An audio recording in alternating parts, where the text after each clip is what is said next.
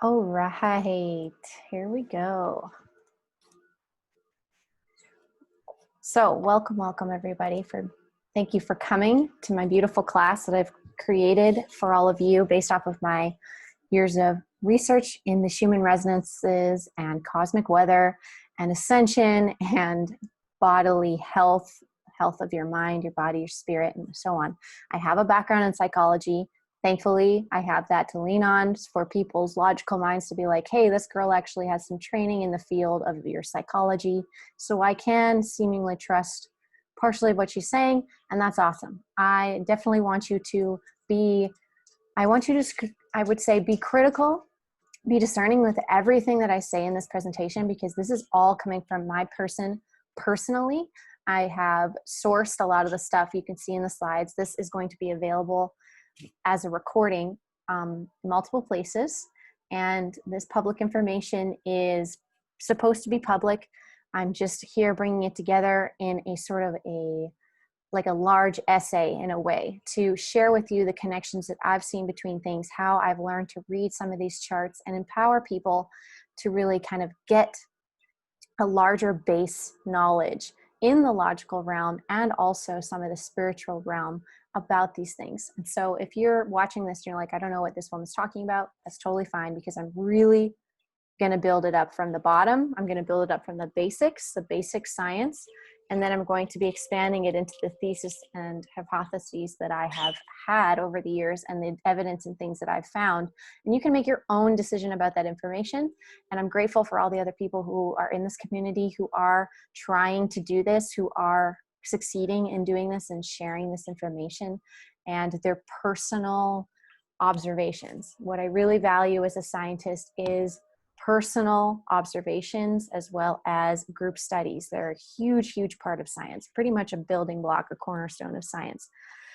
And so instead of going into an establishment and trying to find somewhere that taught the Schumann resonances in English, because mostly I knew about it in Europe and so on, but there really wasn't those options here in North America that I could find at the time. And I was really disillusioned with the education system anyways at that point, after getting one degree, trying to get an education degree, totally losing my mind, thinking that all of these teachers are just, I was very sad for the education realm at that time, seeing what they were doing, even saying psychological terms and studies wrong to people who are going to be teaching our peers, from someone who just wrote essays and studied those things. It was very hard. So I decided to make this my own master's in a way and create this class and create this presentation for everybody. And so my peers in the world of the science and the spirit and in between, I really hope that this will satisfy some of your questions, some of your thoughts as well. And I would implore you to please continue to ask more questions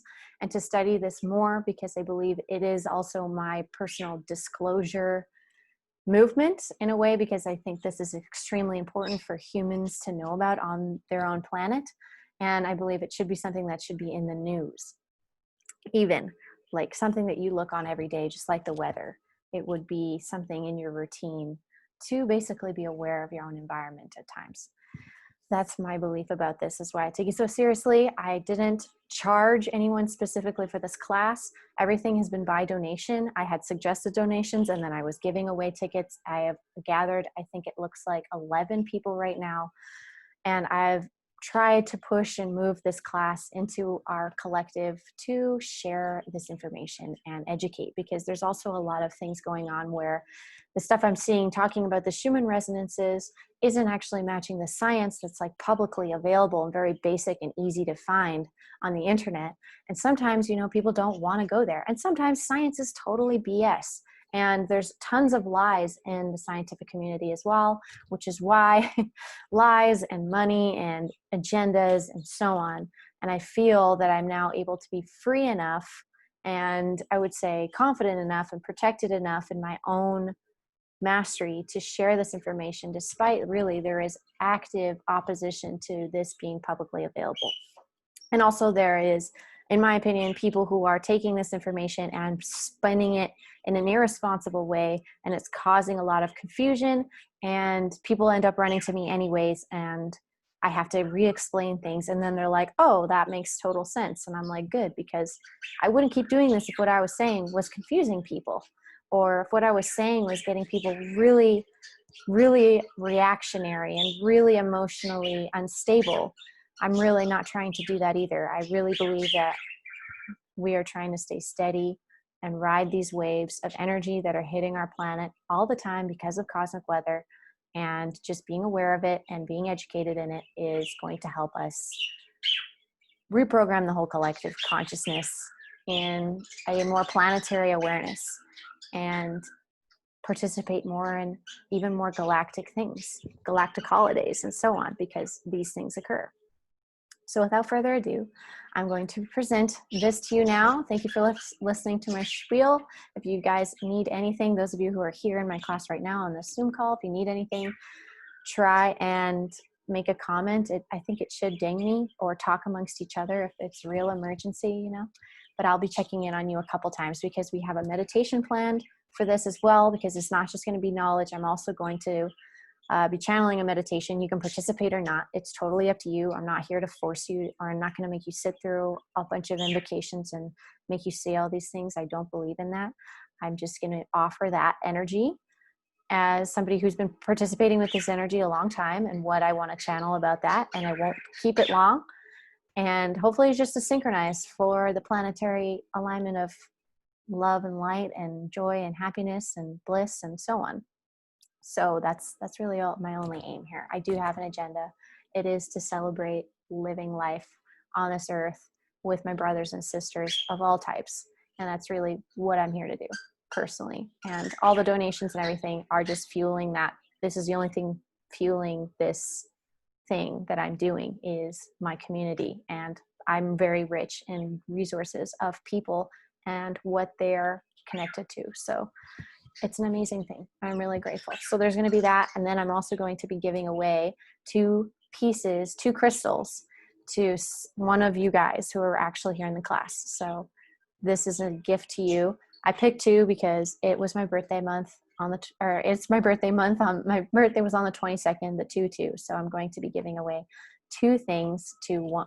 You guys, it's just going to be a random, I might even draw your names out of a hat since there's only 12 of you, but like, this is what I want to give to you. This is a fulgurite crystal. They're collected here locally. They're caused by lightning striking the sand. And the Schumann resonance is lightning related as well.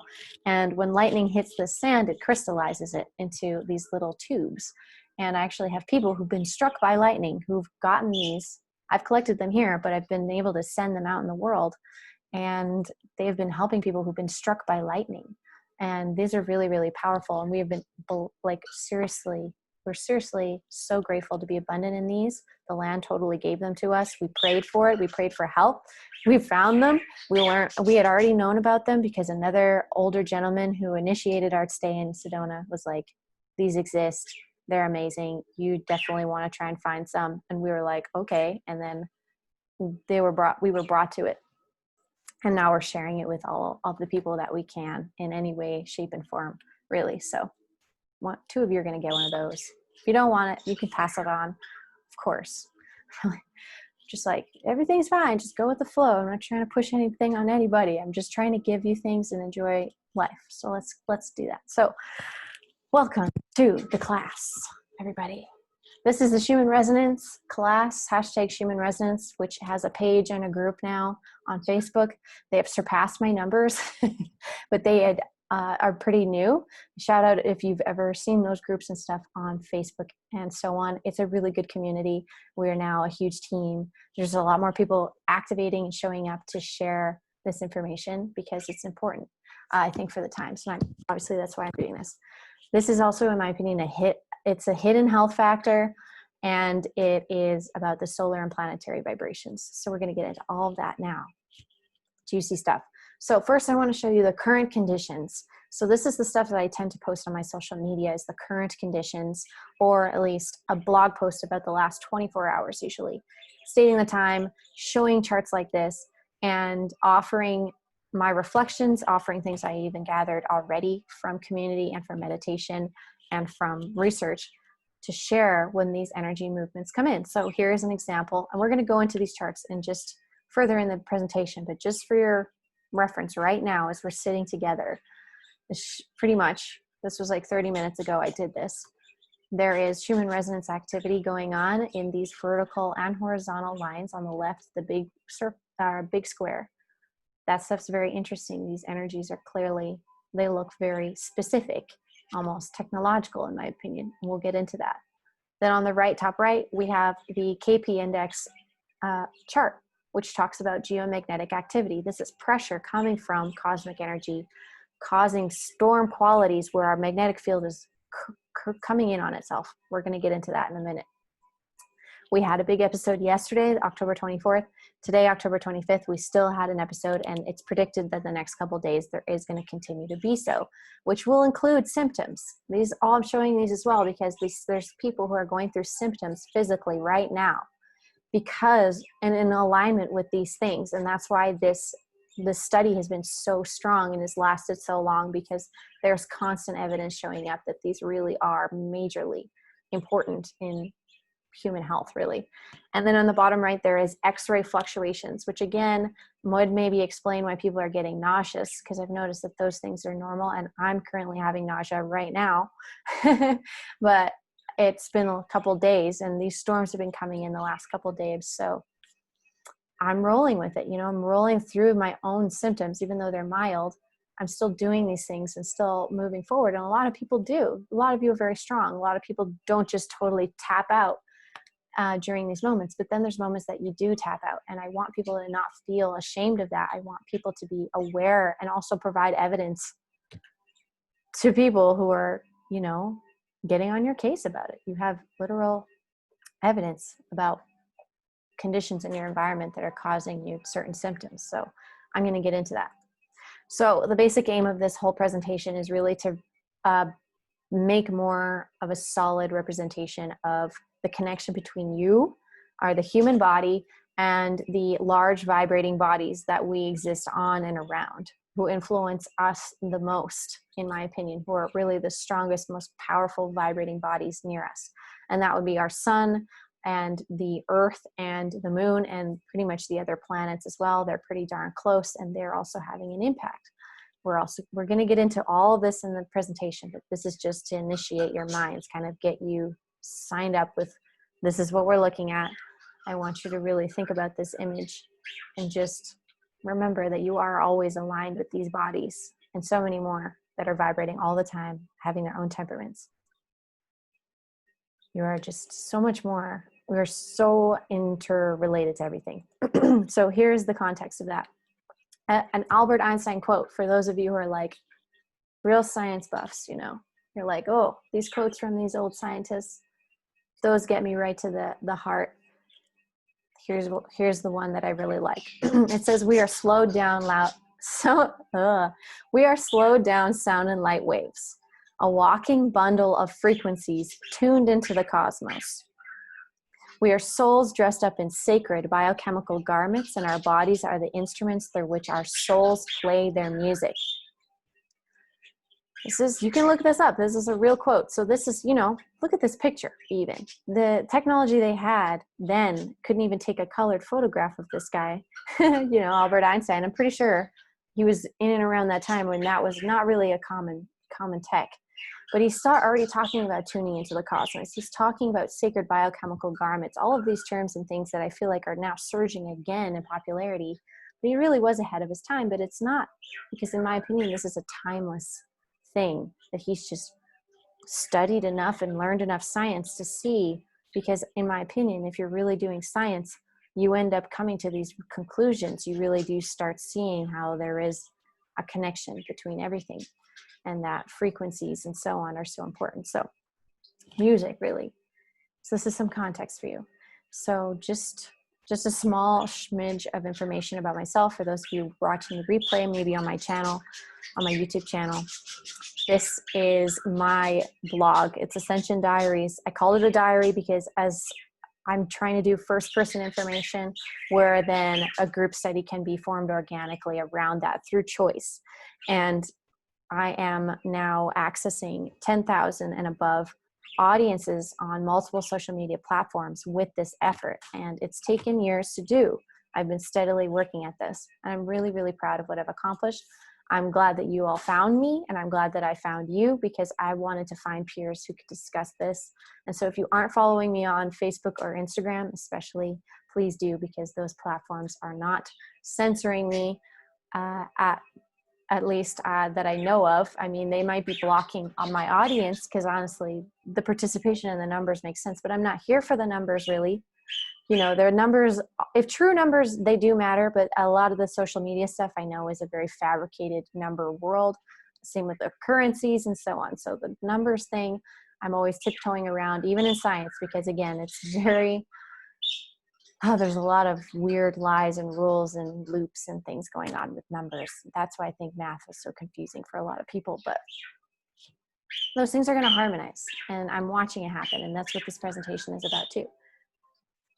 So I'm here to empower you. That is my personal goal. I've already kind of exposed myself in the beginning as I talk to you about what my goals are. My bird is very excited. He loves when I start talking.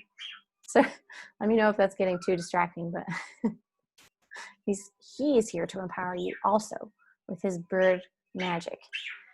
So list of theories that I'm going to go over in this presentation. Just bullet point by bullet point, I'm going to go over these. Solar and earth magnetic and electric interaction is a downplayed or admitted environmental factor causing symptoms in the masses. That's a lot of words, but environmental factor, remember that particular thing. We can use the information released about the geomagnetic, Schumann resonance, solar, astrological, and lunar information publicly on the internet to navigate and thrive in our energetic environment. I've been watching so many people do this, and me, with my information, I've just made their abilities even stronger and more informed. So that's awesome. There is a natural order of energy movement between our bodies, the sun, earth, moon, and cosmos. That one is, again, been touching on that one a lot already. There's been manipulations to this natural order for multiple reasons. That's another point I'm going to be raising here. Being informed of this is helpful to our psyches and our right as earth residents. And DNA evolution is occurring with the direct influence of cosmic weather. So at the end, we're going to be getting into more of an evolutionary theory about all of this, because some people want to say that everything's happening right now and the evolution's happening right now, but in my opinion, it's constantly happening. That's kind of how everything is. There's not as many stop-starts in the universe as more of transmutations of energy. The energy doesn't go anywhere. So this is constantly happening. So first, I'm going to talk to you about what an environmental factor is. So here we go with the basics. I'm just going to build you some basics and some vocab that you can use. What is an environmental factor? So here in the Venn diagram on the side, you can see you have genes and your environment, and in the center is you. So in psychology, there's these two realms: nature, nurture, environment versus genetics. And in the center is the phenotypes. These are the genetic codes that are activated based off of your influences around you that make you genetically programmed, basically, through your environment to express certain phenotypes in a way that would be the most evolutionarily beneficial to you in that environment. That's kind of how things work. And so why also should you pay attention to this? And here's a quote from the Human Genome Project. One of the hugest projects in science they're publicly talking about was when they were decoding the human genome. And they were doing this before computers. It was a huge project. And it says one of the promises of the Human Genome Project was that it could revolutionize our understanding of the underlying causes of disease and aid in the development of preventions and cures for most diseases. Unfortunately, genetics has been found to account for only about 10% of diseases, and the remaining causes seem to have a different origin. Among these, the environment seems to play a key role. So basically, what is being said here is that they did all of this work because they're like, maybe if we get all of the code of the DNA, we can just see where the DNA is broken and try and fix it. Instead, they're like, no, it's an alive process. The diseases and our DNA is constantly moving around. You can't really, just look at someone's DNA and know what's going to happen.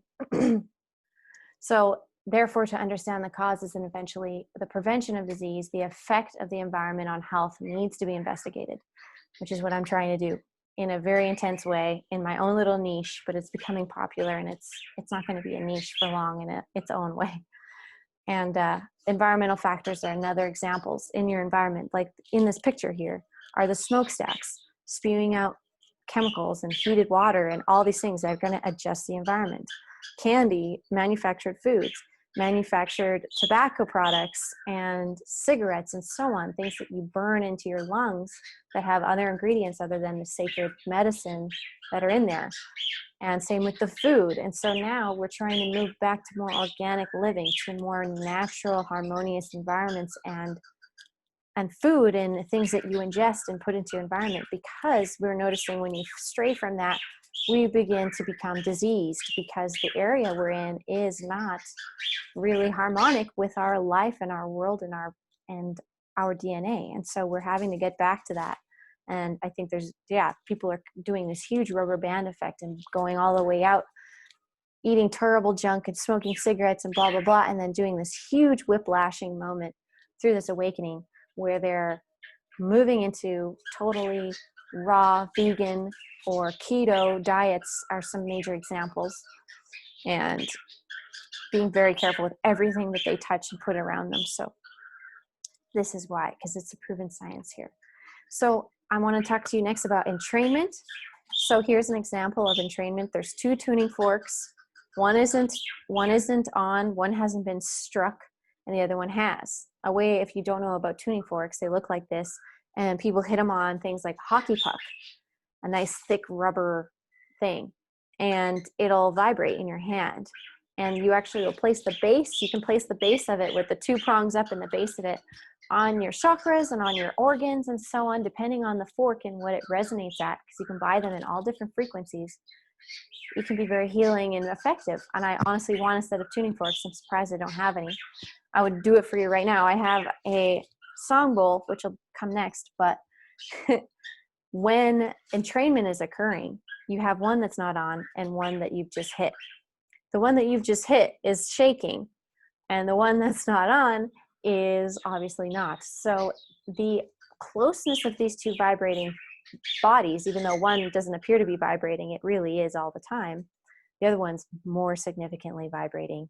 And the energy potential of that vibration actually begins to influence the vibrating bodies in the what looks like a still fork. And the field begins to resonate together and their vibration starts to match. And if you really think about it, this works with crowds of people. This works, it's a very natural thing. You know, when some person is celebrating and dancing around you and you're not really moving, but then there's the music playing and the sensation to want to match that frequency becomes so much, some people don't even notice, but their foot starts to tap or something like that. It's a very normal thing to do. And there's another tactic that they use, and it's called, they will strobe a light into your eyeballs at a specific frequency. And then your brainwaves will begin to match that. So it's honestly really easy for something outside of you to shift your vibration if you're not heavily focused on creating a movement of your own body. And like if you're working out super hard or you're dancing super hard, you know, you have an ability to not be as influenced. But if you're not moving, or if you're sedentary, which a lot of people are in their jobs these days, these environmental things will start to impact them even more because they're sensitive to these new vibrations coming in. And then the solution really is, a lot of the time, is to start making your own vibration stronger so you aren't overwhelmed as much by your environment. So here is a song bowl analogy as another example of these vibrations. Whoops, it's not even going to play for me. It's supposed to be a little moving GIF. All right, never mind. But anyways, let's see if I can turn on my camera real quick here. Okay, nice. So basically, another analogy here for entrainment and for these vibrations is, and for our planet, is a song bowl. Because can you imagine that this mallet is solar wind, And imagine that this song bowl is our planetary field. There is a resonance that carries across the whole body of this bowl and then bouncing back on itself, and it creates this resonation. And so this also happens to every one of our atoms. Is shaped like, really, it is circular, at least from what I've seen, and the theories that I follow in science right now makes sense to me that their atoms also represent and they go into a circular shape. And so every impact is reverberating. So I hope that helped in a way of a visual for how this works. And also even later on when we talk about the ionosphere, the field around Earth that the Schumann resonance lives in, it's like the thickness of this bowl in a way. This whole space can vibrate and then resonate across itself. It's a beautiful thing. Very, very simple concept too. And that has been what has come to me since I've been meditating on all of this for so long. It's been really moving it back to music, moving it back to being a bell, making it seem like a bell, and there's a reverberation, and the energy doesn't escape, it just transforms in a way.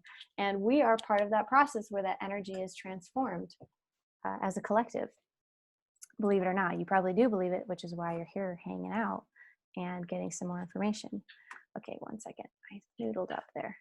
Okay, so let's move into this. So now we're going to look into what interactions do these bodies have, all of these bodies. So first we're going to talk about cosmic weather. I'm actually going to take a drink for a second. I have so much to show you.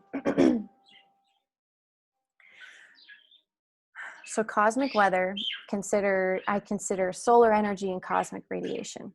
So being more specific to our own neighborhood here in the solar system, we have our own local sun, and then we of course have cosmic energy coming from everybody else's sun, and so on. So there's so much going on out there. Oops. So again, if you see the infographic here, there's distant supernovas, there's the sun, and you see the particles are coming in. There's obviously this barrier around this earth, and there's also lightning strikes occurring between that barrier and the ground. So we're going to talk about all of these things, this process of energy transference. So some of the major players here: cosmic rays, solar activity. As you can see on the top left, there's intergalactic cosmic rays being represented.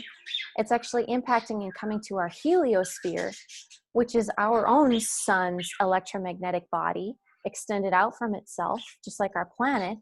And that field also protects us and absorbs and transmutes energy from the cosmos.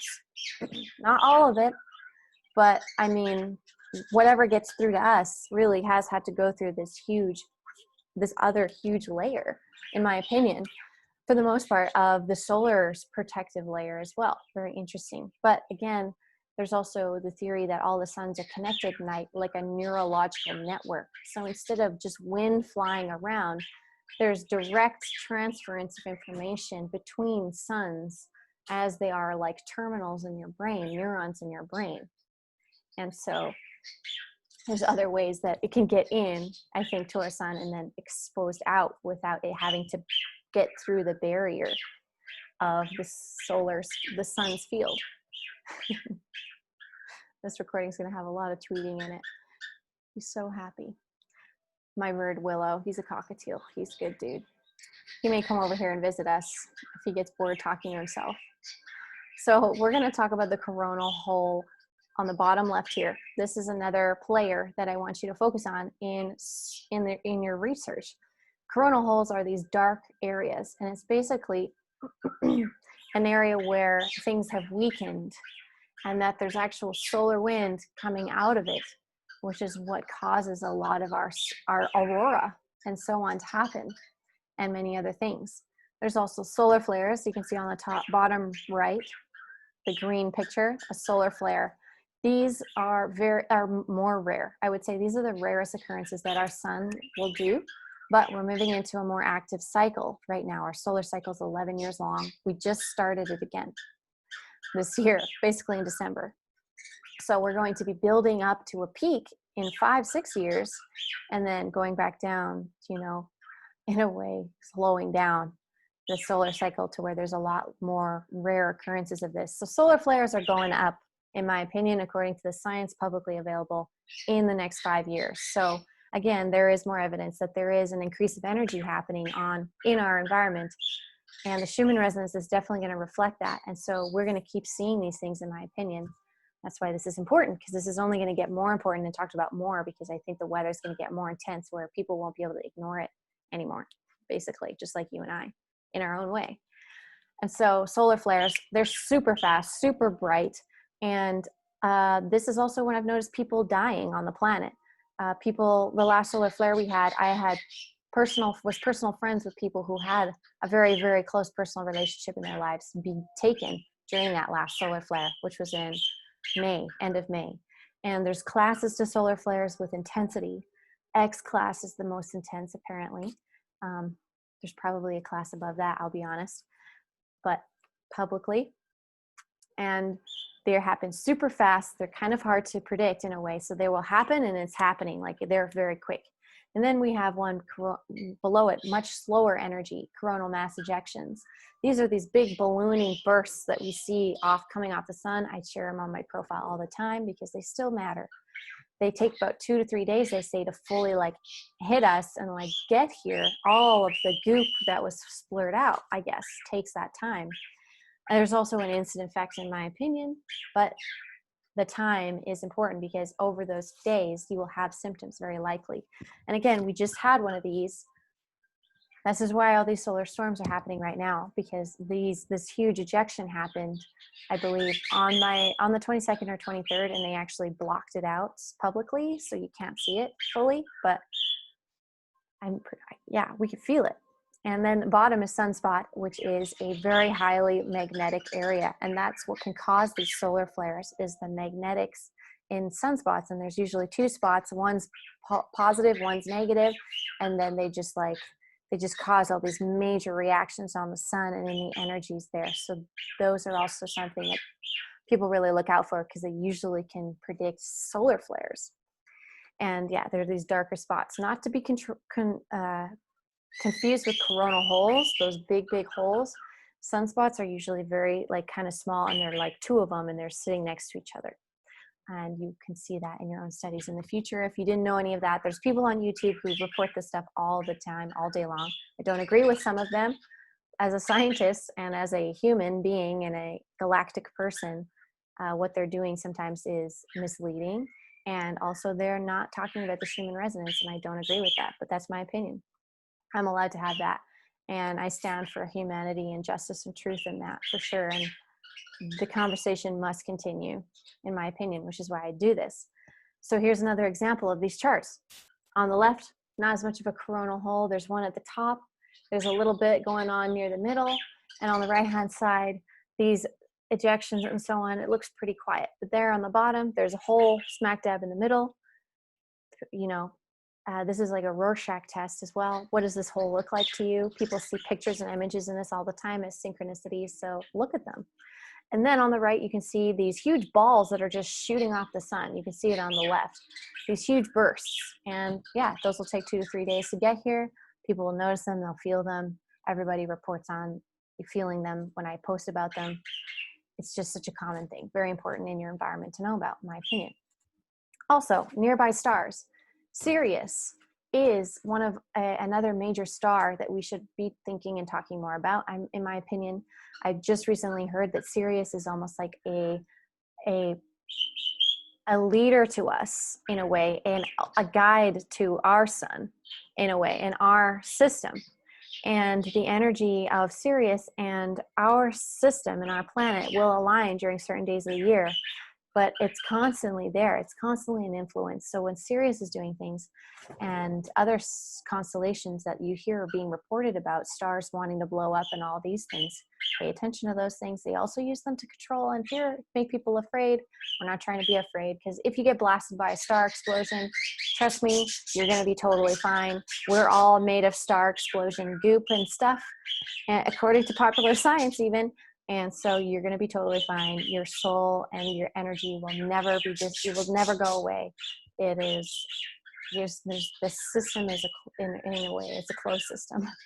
So your energy won't go anywhere and be lost or anything like that. But having a spiritual background is also nice, and what people get drawn to when they learn about suns and their interaction and how ours is being, very active and could kill us at any time.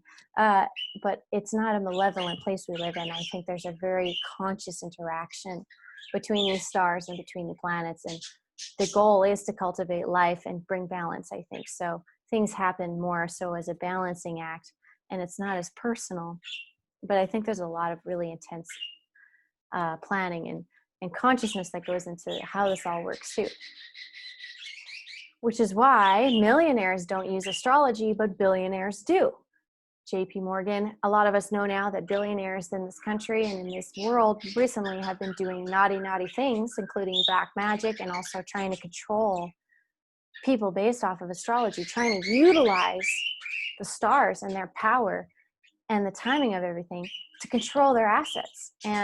But they aren't allowing this esoteric information to hit the masses, and they're burning people, killing people all over the place. But now it's come to a point in another cycle, which they call the Yuga cycle, which is another term that I forgot to add actually, but the Yuga cycle is what people talk about right now, is something that is overwhelming the energies of control, energies of people and lower forms in a way. This energy that's coming through our environment right now based off of our rotation in the galaxy and our connections to the stars, and just the energy that's floating around out there, and all the spinning and moving that's constantly happening.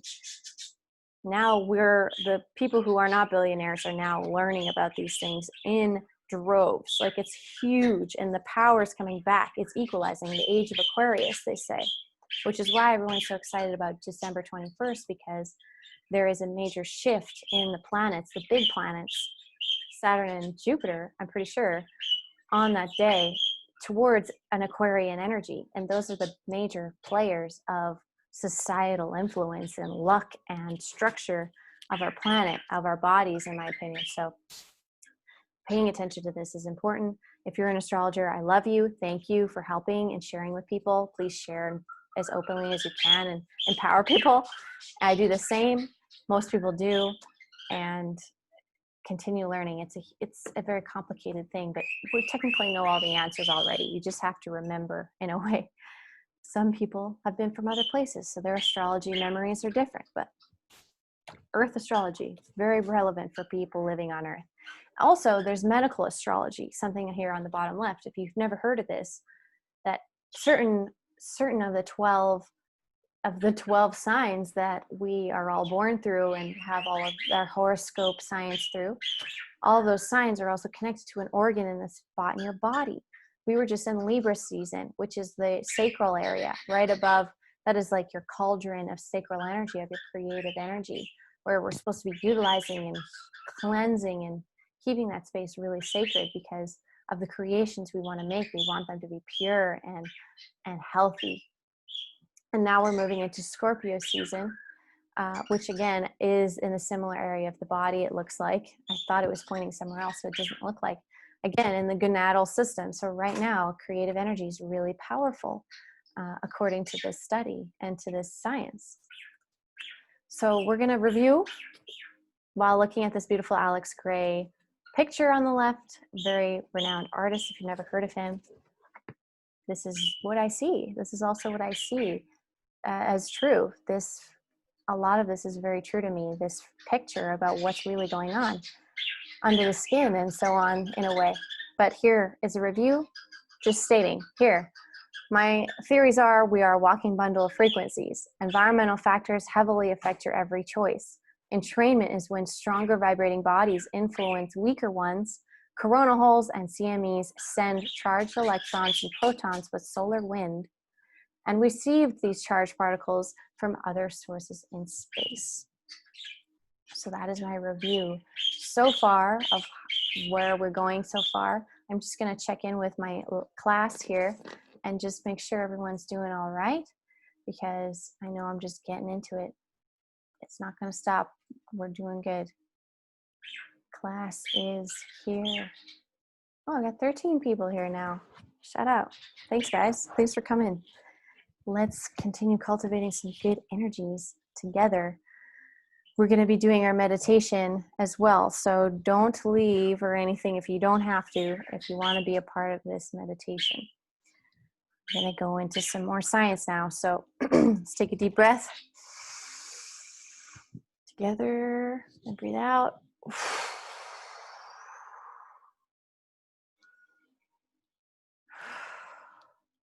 Right. Let's continue. So we talked about the sun. We talked about what the sun is giving off. We talked about the sun even having its own protection and also communication with other stars and suns and galaxies. So there's already a major communication and exchanging of energy going on that level that I'm showing you and reminding you about. Now, all of those energies that haven't been filtered by the sun or have been filtered in a way and are now being ejected at us in a almost inseminatory way, is, if that's a word, insemination, is a thought that comes to mind when I see this, as well as when I saw a comet fly into the sun on the 22nd. It looked and felt like an insemination, and it just kind of feels like that these things happen all the time, that there is birthing and insemination as like, and you know, makes sense that we're talking about this because again, October, November, Scorpio, Libra season, we're talking about the gonadal system. We're talking about the sacral chakra. We're talking about the orange ray. We're talking about creation. So on Earth, we have a protection system in a way. Just like the egg or the ovum to the sperm, it picks in a way, as they say, what gets put into the system, what gets through the barrier in a way. So that's fascinating to think about. It's not as much of a passive thing. Sometimes it's actually like a real communication. And our Earth, as a little egg, as an example, has its own liquid metal core, they say, or plasma is another theory I've heard. So I'm not going to just, I feel that there's a little bit more to the core of the Earth and how our magnetic field is made. But really, basically, it does involve the movement of charged metals and particles and so on, which cause a field. Every atom has its own field, our Earth as well. And it's just what causes the field is bigger than a little atom, but they reflect each other and look in purpose. So, and again, what the rotation of the Earth on its axis is causing these currents and the magnetic field to be formed all the time.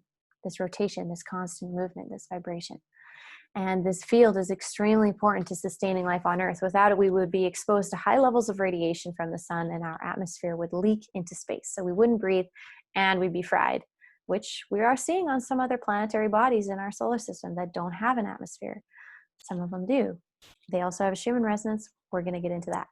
So here's an example of our magnetic field. This is literally what's happening right now. This is an excellent time to do the class because this is what's happening right now. This is the visual. The sun stuff is coming. It's compressing our magnetic lines and our atmosphere in a way, mostly the magnetics.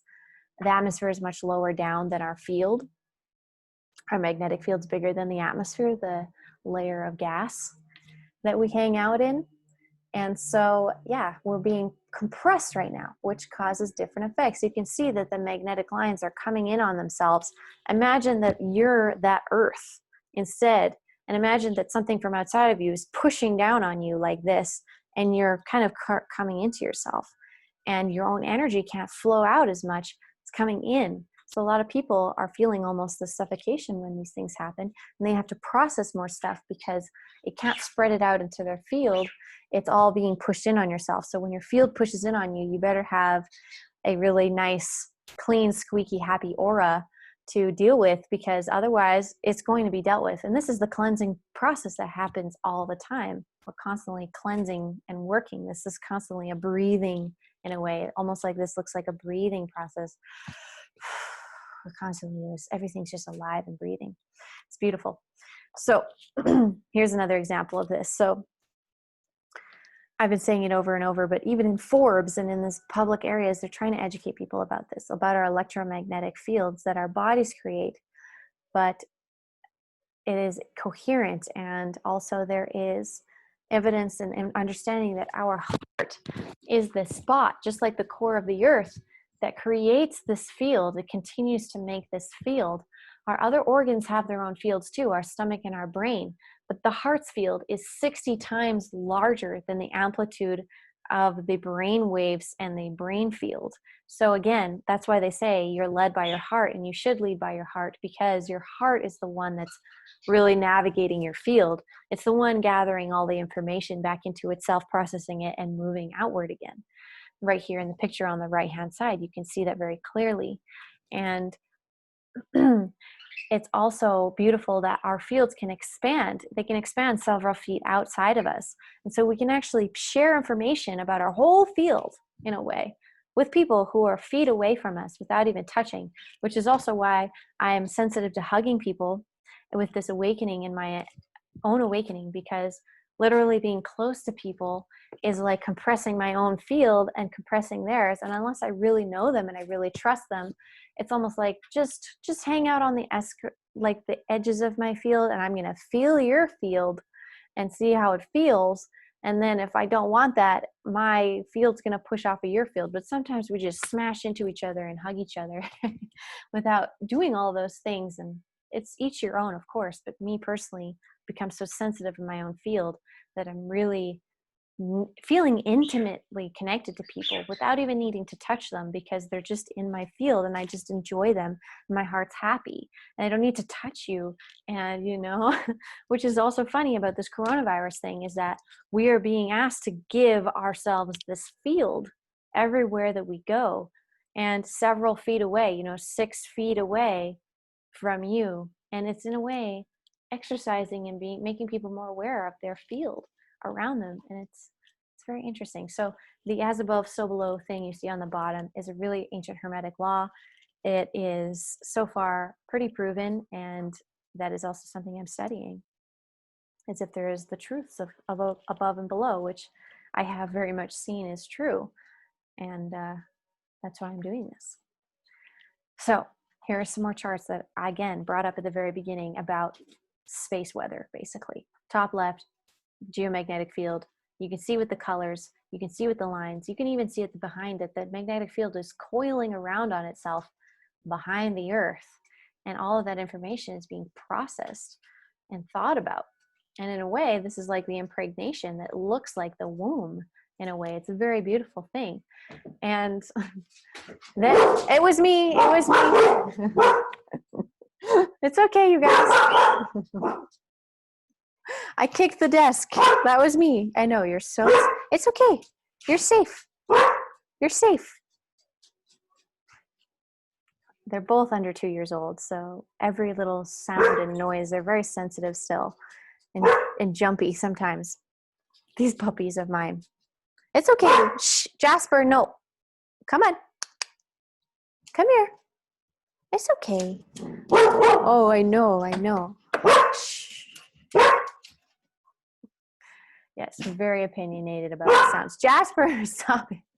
Anyways, moving on. So on the top right, we have the KP index. Again, I just showed you that. When the lines go red or yellow versus green, or anyway, any lines off the bottom, as far as they go, the colors that they are, those lines show the compression on Earth as well. It's another representation that I share because it's super simple to look at. You see yellow, you see red, or you see really tall green, you know that there's more compression. Sometimes there's no readings, like it's flatlined. There's nothing, there's no bars. It's all at the bottom. That's when we're expanded. That's when we're receiving more into our field in a way. The field is expanded out. So there's just differences in the space weather and how it affects our field as well every time. Bottom right, X-ray flux. This is an example. These are all old. From last October, actually.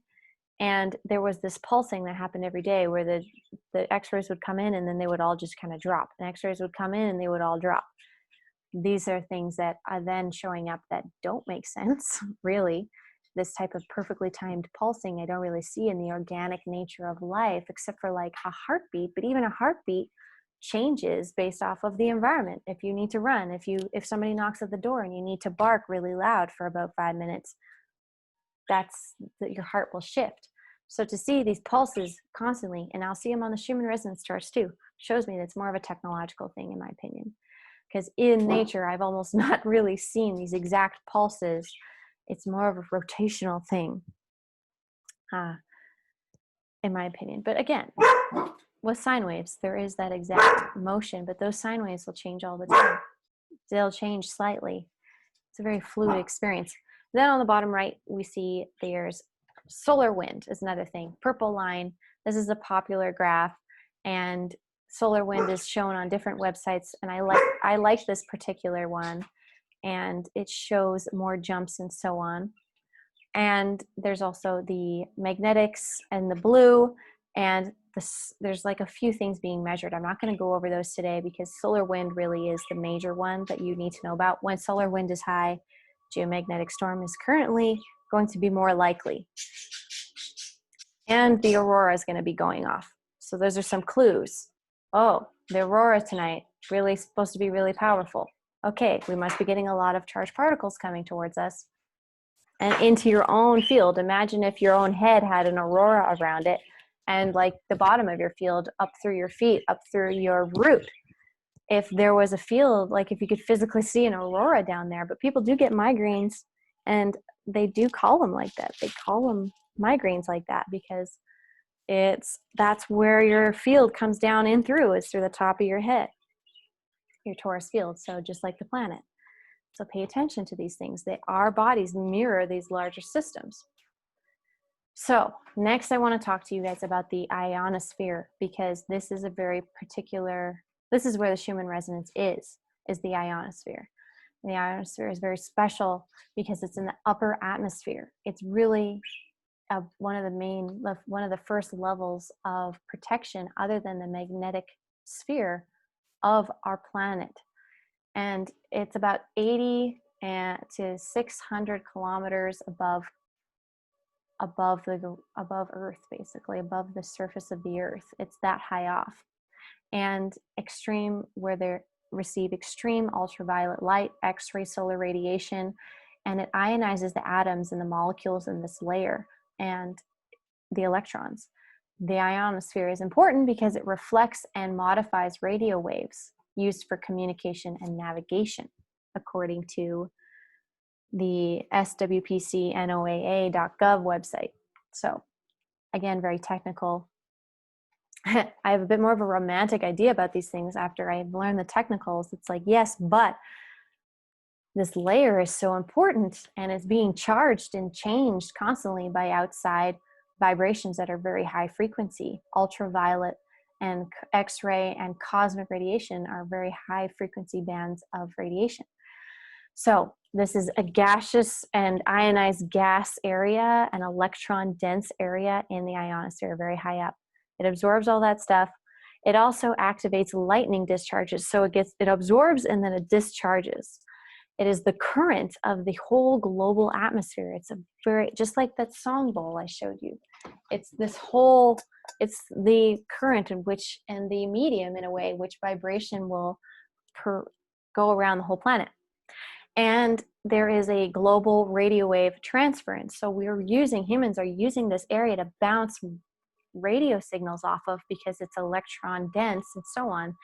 But it's not always the conditions for a perfect radio signal, but sometimes the military and so on doesn't care. And so there is ways that they've changed and kind of moved against nature to continue with their agenda during these natural times of breathing of this layer. And I'm going to get into that.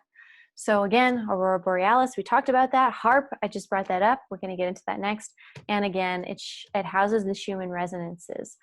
But the piece de resistance that I haven't gotten to yet is that our brain waves are influenced by the vibrations in this layer of our atmosphere, which makes it very important territory. So let's continue.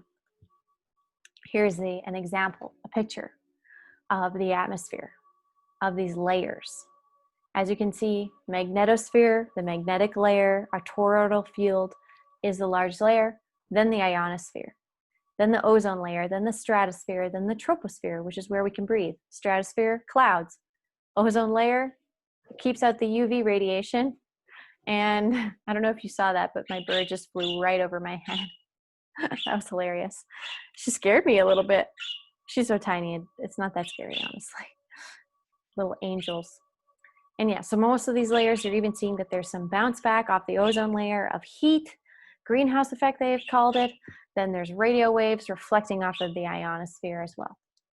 Here's another example, a flat example, bottom, Earth, you know, radiation coming down from the sky, getting stopped at certain layers before they hit the surface of the Earth, but infrared light and visible light still hits.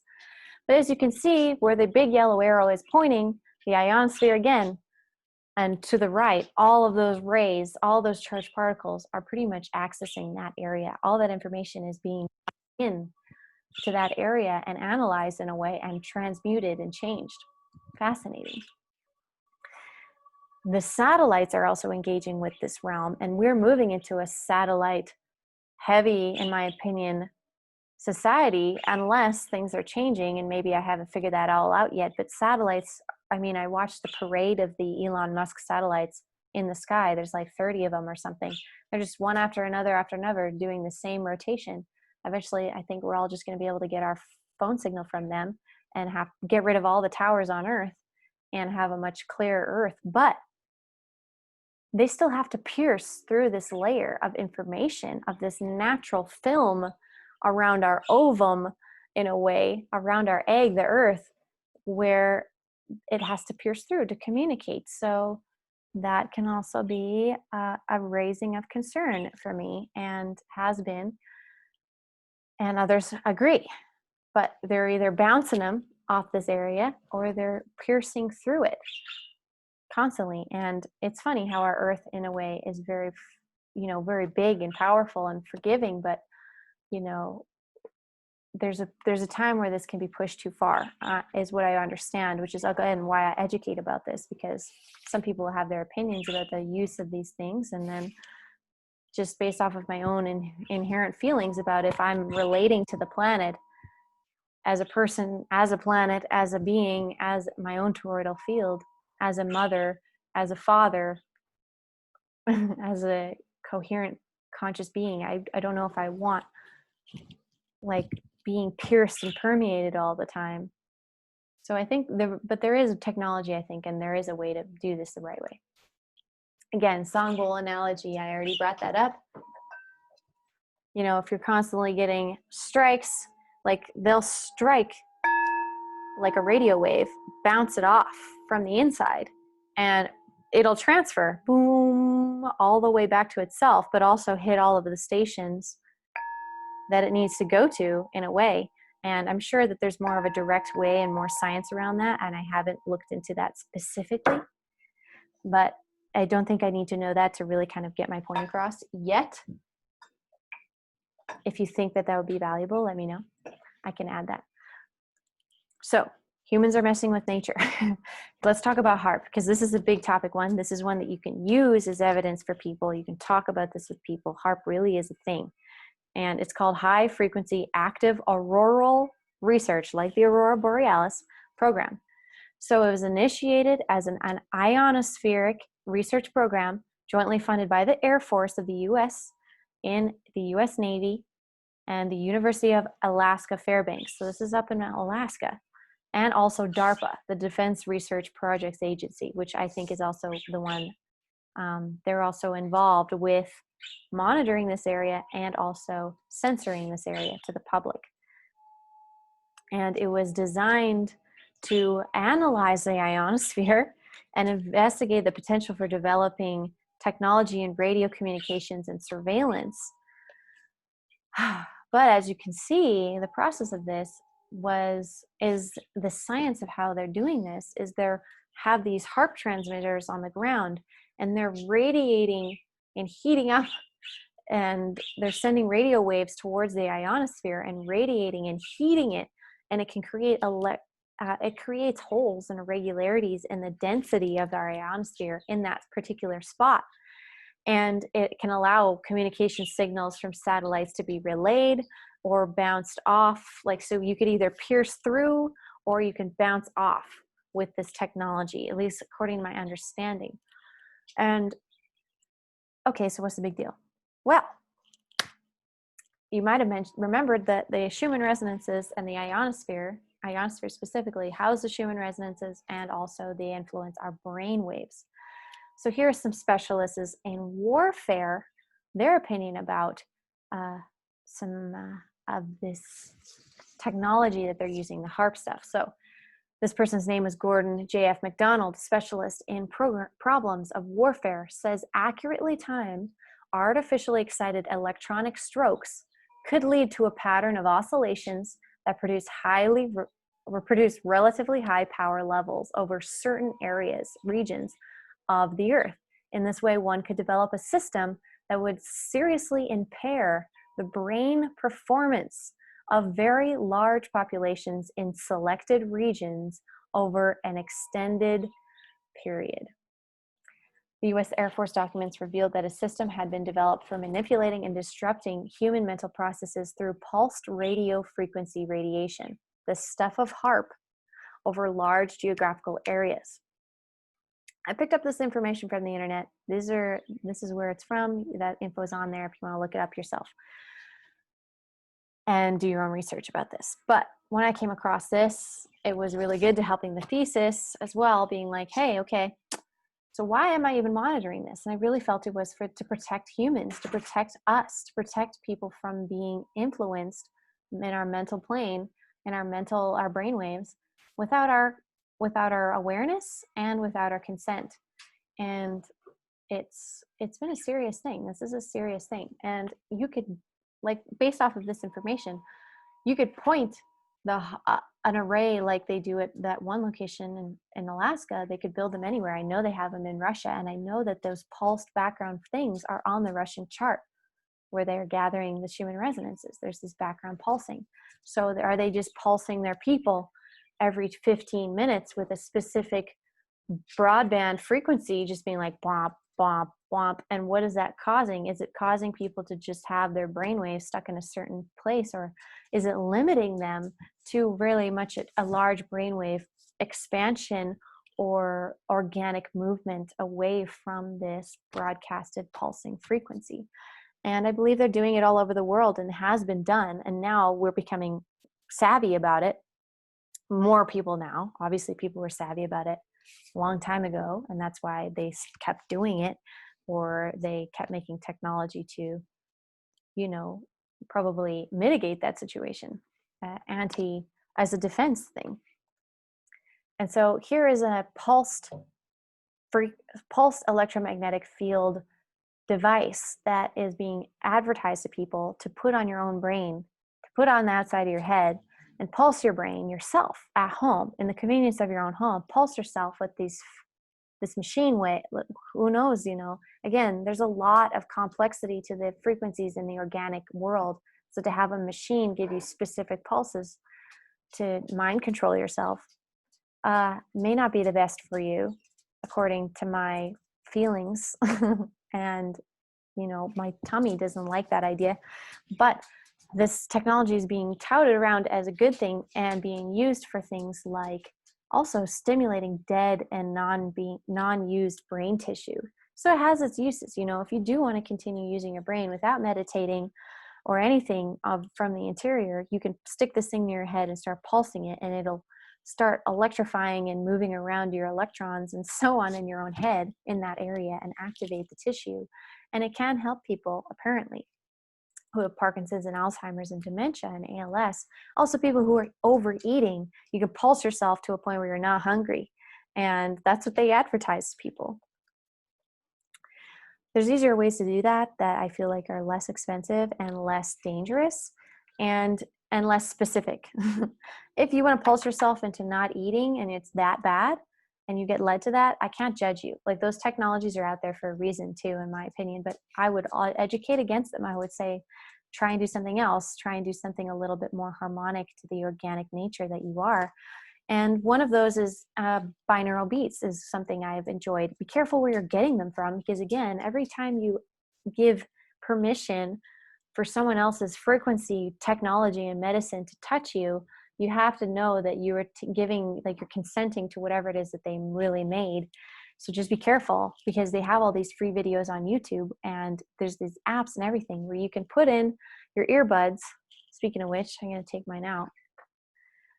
Put in your earbuds, and you can have one frequency in one ear. Here's the example, 325, other ear 315.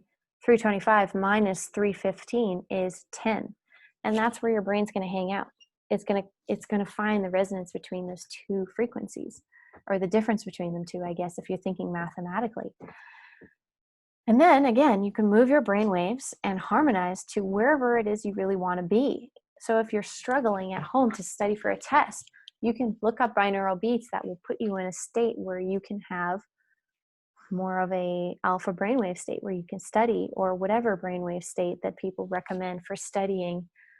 I'm assuming it's alpha or beta, but that's an example. There's also sleeping and meditating, astral projecting I've seen. Again, be very careful when using these things, but I'm teaching you that they exist because you're responsible. Like, go ahead, and I'm just trying to give you both sides of the information here. Now I'm also seeing, now we're taking pulsed frequency things to binaural beats, which are it's more of a music thing. It's less of an electric thing. It's not really shocking you as much, or really quickly vibrating your stuff.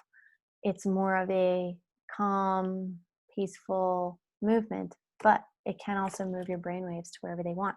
Now people are advertising Schumann resonance vibrating machines, just like this tuning fork symbol you see at the top. Orbis 783. This is going around, this particular device. It's becoming a popular thing. I don't have one. I've just learned about it. It's being created in Italy, I think. And there's a Schumann resonance Italy community as well. So, and they're making these boxes. So they're creating a false, in a way, Schumann resonance in their home. I'm assuming you can get close to the organic thing, but also, yeah, the organic thing is also being corrupted. So it's hard to get the organic situation from the earth if you don't want any of these devices. And then it's hard with the devices, I think, to get the organic, like the full symphony of the organic. But I think there is that happy medium where these medicines can be used at certain times to help people get back in connection and alignment with the vibration of the Schumann resonances of the Earth's ionosphere that's naturally occurring, not being buzzed or stimulated by humans, but like a natural occurrence. And we're going to get into all that. I know I'm giving you so much before I even go into that stuff, but it's really, I think it's important. There's also YouTube videos saying like, hey, we're playing the Schumann resonance right now, and it's just one frequency, specifically 7.83, and in a way it's mechanical, it's not breathing as much, so you can use it for a while, but I'm assuming if you play it all day long, you'll start losing your mind, because there's so much more than 7.83 that's happening in the Schumann resonances. The tuning forks you can buy online. Also, there's Schumann resonance forks. There's other Schumann resonance pulse generators you can buy. People are trying to capitalize by using technologies and stuff, something that is organically available to us all the time. So it's kind of funny, but I think it has its place in this transition. So now let's get into the Schumann resonance science specifically. This is a great visual. This one's really popular. I've been using visuals I find online that are common because, again, I'm trying to add my opinion to this topic because the English speaking world is like booming in it, and I think it's important to know and get some references from the graphics and stuff being used to educate people. I say that in air quotes because I don't fully believe we're being fully educated, which is why I had to step up and do things, and many others are just like you. Here is the space that the Schumann resonance chills in. You see the ionosphere is the top red line. It's 50 to 375 plus miles above ground. But from the ground to that space is where the Schumann resonance frequencies move around. They're huge waveforms, massive. It's a huge space that these waveforms are moving around in. The dogs are excited. The birds are excited. It's a very sacred space. And again, our brainwaves are being activated in this space. I don't know, but all the animals are getting excited. The wind is picking up right now. Woo! You guys feel that? Yeah. Okay. So let's talk about what is now being publicly taught about the Schumann resonances to the English-speaking world on the popular, trusted scientific sites. I mean, people will mock these areas of science as well, and I think that in a way they should be challenged, because to some people it's extremely obvious that there's huge things being left out, huge bits of information being held out from the public conversation. So let's look at Wikipedia, because I think Wikipedia really actually has a really decent amount of knowledge. I mean, I pretty much summarized it all on this slide for you, so you don't have to read the Wikipedia. I'll just go through it for you and show you what they're telling people. And then, yeah, my own little notes. So they talk about the Schumann resonances as a set of spectrum peaks in the extremely low frequency portion of the electromagnetic field of Earth. Extremely low means that the amount of rotations per second that this frequency is doing is very slow. And so they call it an extremely low, because cosmic radiation rotates so fast, like so fast, it's piercing. So that's why there's the distinguishment. And they are global electromagnetic resonances generated and excited by lightning discharges in the cavity formed by the Earth's surface and the ionosphere, that really huge cavity in space. This global electromagnetic resonance phenomena is named after physicist Winfried Otto Schumann, who predicted it mathematically in 1952. I don't think that's the right year, but that's what they're telling people. Schumann resonances occur because the space between the surface of the Earth and the conductive ionosphere acts as a closed waveguide. It's almost like a copper wire for electricity. It's a closed waveguide. Well, copper wire wrapped around with some rubber, I guess I should say, is a closed space where that energy can move. As another visual for your brain. Schumann resonance amplitude records show significant diurnal and seasonal variations, which in general coincide in time with the times of the day-night transition. So Schumann resonances are affected by the sun hitting the atmosphere. And so when the sun is no longer hitting certain spots, the tune changes a little bit, and every night there is a bit of a shift, and as well as seasonal. I've noticed that, and in my studies as well, I agree with that. Appear as distinct peaks as extremely low frequencies around 7.83 hertz, which is the fundamental or the primary. It's the main one. It's what all those devices are touting that they can, or like those videos on YouTube are like, only 7.83, but there's multiple. There's also the next order, which is 14.1. So the Schumann 7.83 goes around the whole planet, bounces into itself, then it makes 14.1 hertz. And then it bounces into itself again, and it makes 20 hertz. So these frequencies are actually ganging up on each other and getting faster, but less powerful as it goes. And there is multiple ones in the Schumann resonance spectrum peaks. The first four are 7.83, 14.3, 20.8, 27.3, according to Wikipedia.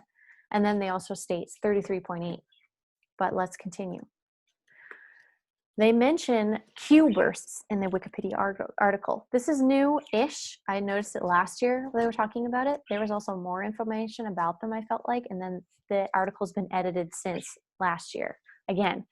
So they're calling these moments you see on the left Q bursts now. In my opinion, super ironic based off of the Q popularity in culture right now, the letter Q and the disclosure of truth. They are very much in alignment, it seems like, or at least it's made a major conversation about this in the world, and I respect that conversation. And so it's funny that these Q things keep coming up in my life. extremely large lightning flashes occur, which produce distinctive signatures that stand out from the background signal called Q bursts. So these bright spots can be possibly considered Q bursts, which can be possibly considered lightning formed, caused by lightning.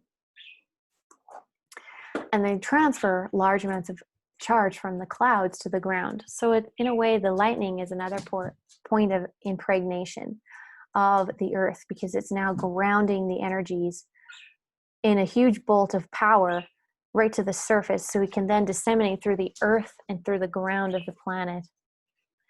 And that's why I have these crystals, these lightning crystals around, because it's very much a part of the insemination of information from space, which is cool. Every lightning strike is a unique message, in my opinion. So a Q burst can exceed the amplitude of the background signal level by a factor of 10 or more and appear with intervals of about 10 seconds, which allows them to be considered as isolated events and determine the source lightning location.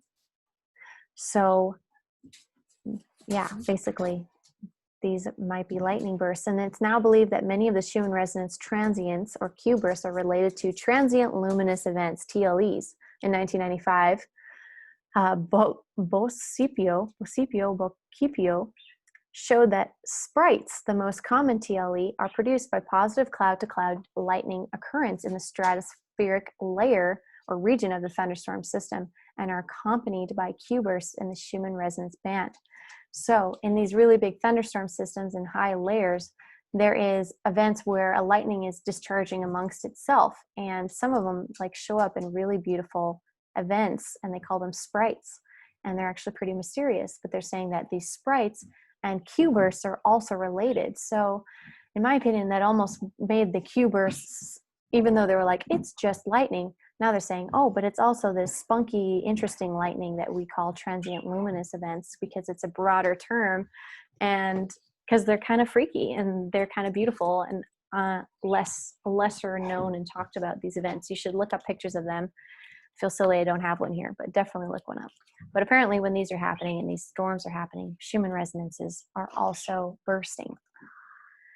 And it's not just occurring on the Earth. This is also from Wiki. It says other planets and moons, the existence of Schumann resonances is conditioned primarily by two factors: a closed system and a source of electrical excitation. So if you want to read more about it, the slide's right here, but we already talked about how this is a closed system. They need to have a lower boundary, so you need to have a ground level, a solid surface, and you need to have an upper boundary, a gaseous boundary, an electrical boundary that's conductive. And in that space is where this frequency can live. So within the solar system, there are 5 candidates for Schumann resonance detection besides Earth, including Venus, Mars, Jupiter, Saturn, and Saturn's biggest moon, Titan. Modeling Schumann resonances on planets and moons of the solar system is complicated by the lack of knowledge of the waveguide parameters. No in situ capability exists today to validate the results. So what they're saying is they don't have machines and stuff floating around these planets measuring their Schumann resonances, or, you know, they don't have antennas on these planets per se that are measuring these frequencies that are occurring in their atmosphere, basically. But isn't it fascinating that these other planets that are even in our own solar system can house these frequencies that are being touted as essential for life and directly related to mammalian brainwave patterning?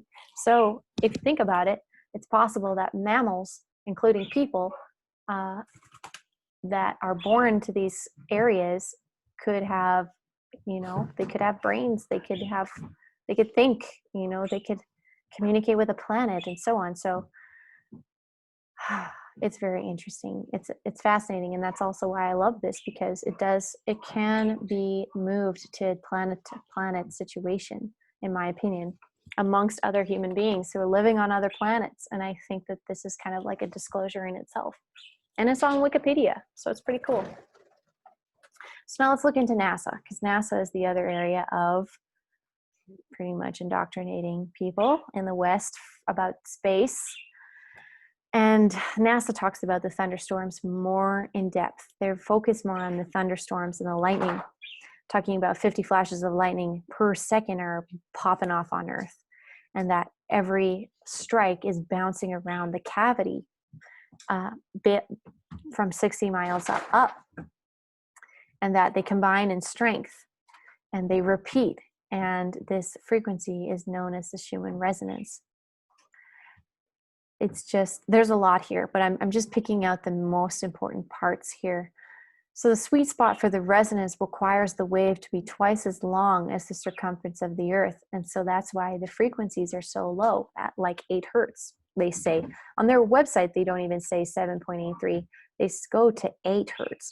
And I'm also hearing that it's possible that our frequency of the Earth is above 8 hertz. And I've actually seen, thanks to the Russian site, events where the resonances go off, and then all of a sudden, instead of 7.83 average, it's moved all the way up to 8.8 hertz.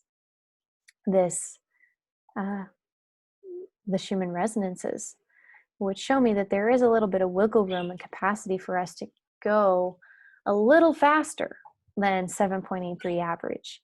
We can go to 8. We can go to 8.8. I've never seen it go above 8.8, at least on those charts. But it is fascinating that the Earth, even the Earth's own frequency isn't being properly disclosed and like universally accepted by science. So to me, that's a major red flag. I don't know about you guys, but big deal. And again, they're talking about 1952 is when it was scientifically predicted. I used to see, I swear to God, that these websites were talking about this being occurring in the 50s or in the 20s even. I saw dates. Maybe I'm going crazy, but when I first started, and I saw that, and I was like, oh my God, they've been studying this since the 20s. Oh man. And we didn't even learn about it in psychology back in, 2013 when I was in school there. And it's just like shocking to me. So they talk about aerosols, they talk about the magnetic environment, they talk about other areas that these energies could be. Okay, good job, it's okay. Yeah, you're getting cuddling up to me. The dogs are getting close. They want to cuddle now. Okay, everybody, just be calm. So yeah, you can see that I'm a little disillusioned by these particular sites. They do give the basics, but there really is so much more to it. And ironically, one of the biggest problems I'm having communicating all this stuff on the internet is people not understanding what frequency science is, like the basics of frequency, even what frequency is. So I'm going to go over that really quick here, because this is popularly known on, again, the internet, in science, taught to people all over the world. Still funny how people don't fully grasp it. So let's do it. Let's fully grasp it. So you can teach others who are having this mistake. You can spot this mistake a mile away on other blogs that you're following about this, because obviously you care about this topic. So let's talk about frequency. So frequency is 1 cycle per second. Frequency is measured in hertz. Amplitude is the height of the wave, and higher amplitude is louder and stronger frequency. So these are the basics. Obviously, for you, that may have not been helpful. So now let's get into it. Let's look on the left here. We see the time on the bottom is 1 second.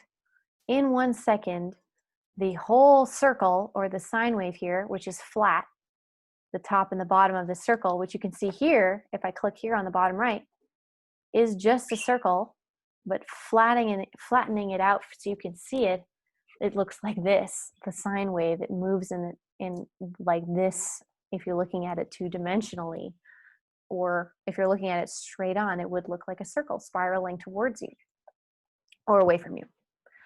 So how many times is that circle rotating in 1 second, basically? That is the frequency. So in this picture, it's happening once. In this picture, it's happening 4 times in 1 second. Now, people will say that the Schumann resonances are going from 7 or 8 rotations a second to 100 or 50 and so on.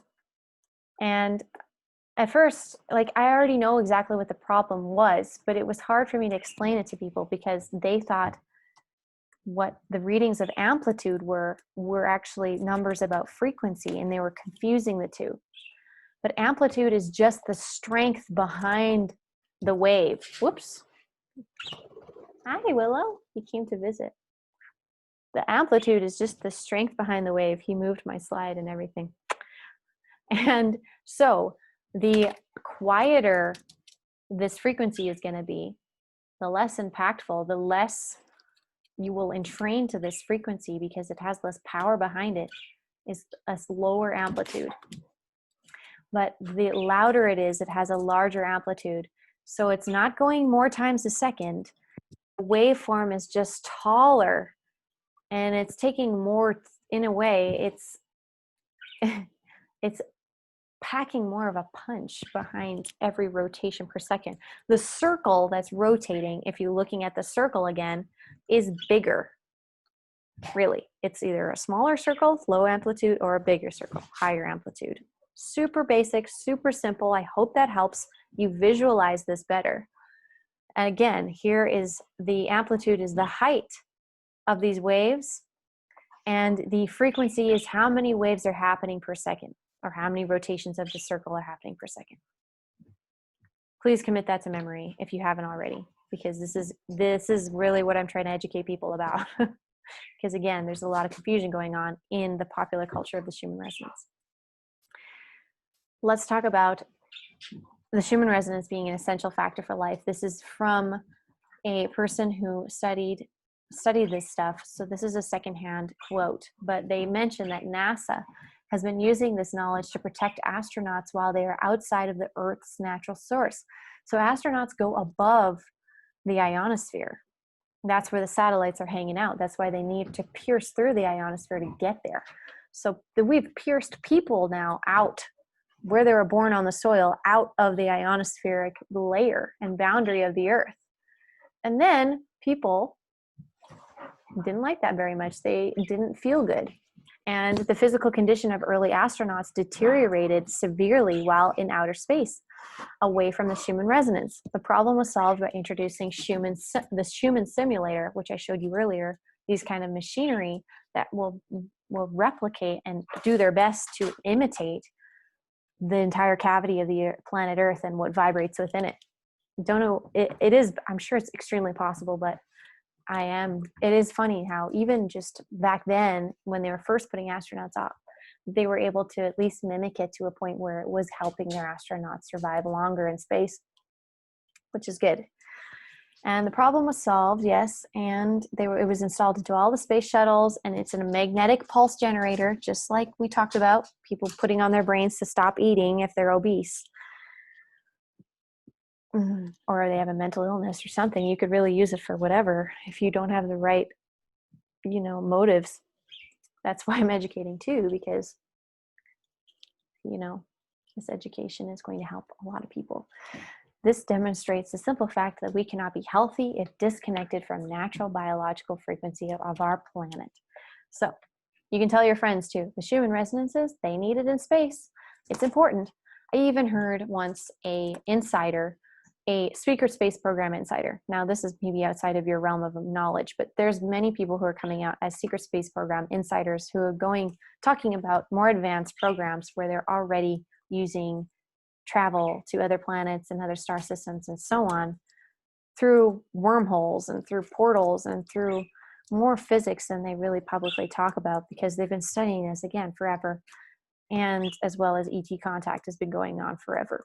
That's why the Ancient Aliens show is such a hit, because they have so much content and they can just really report on stuff all over the Earth all the time, being like, well, aliens. And it's pretty much the case, it seems like. But they also put people deep underground and found out that they are also out of reach of the Schumann resonance. I heard that's how they figured it out.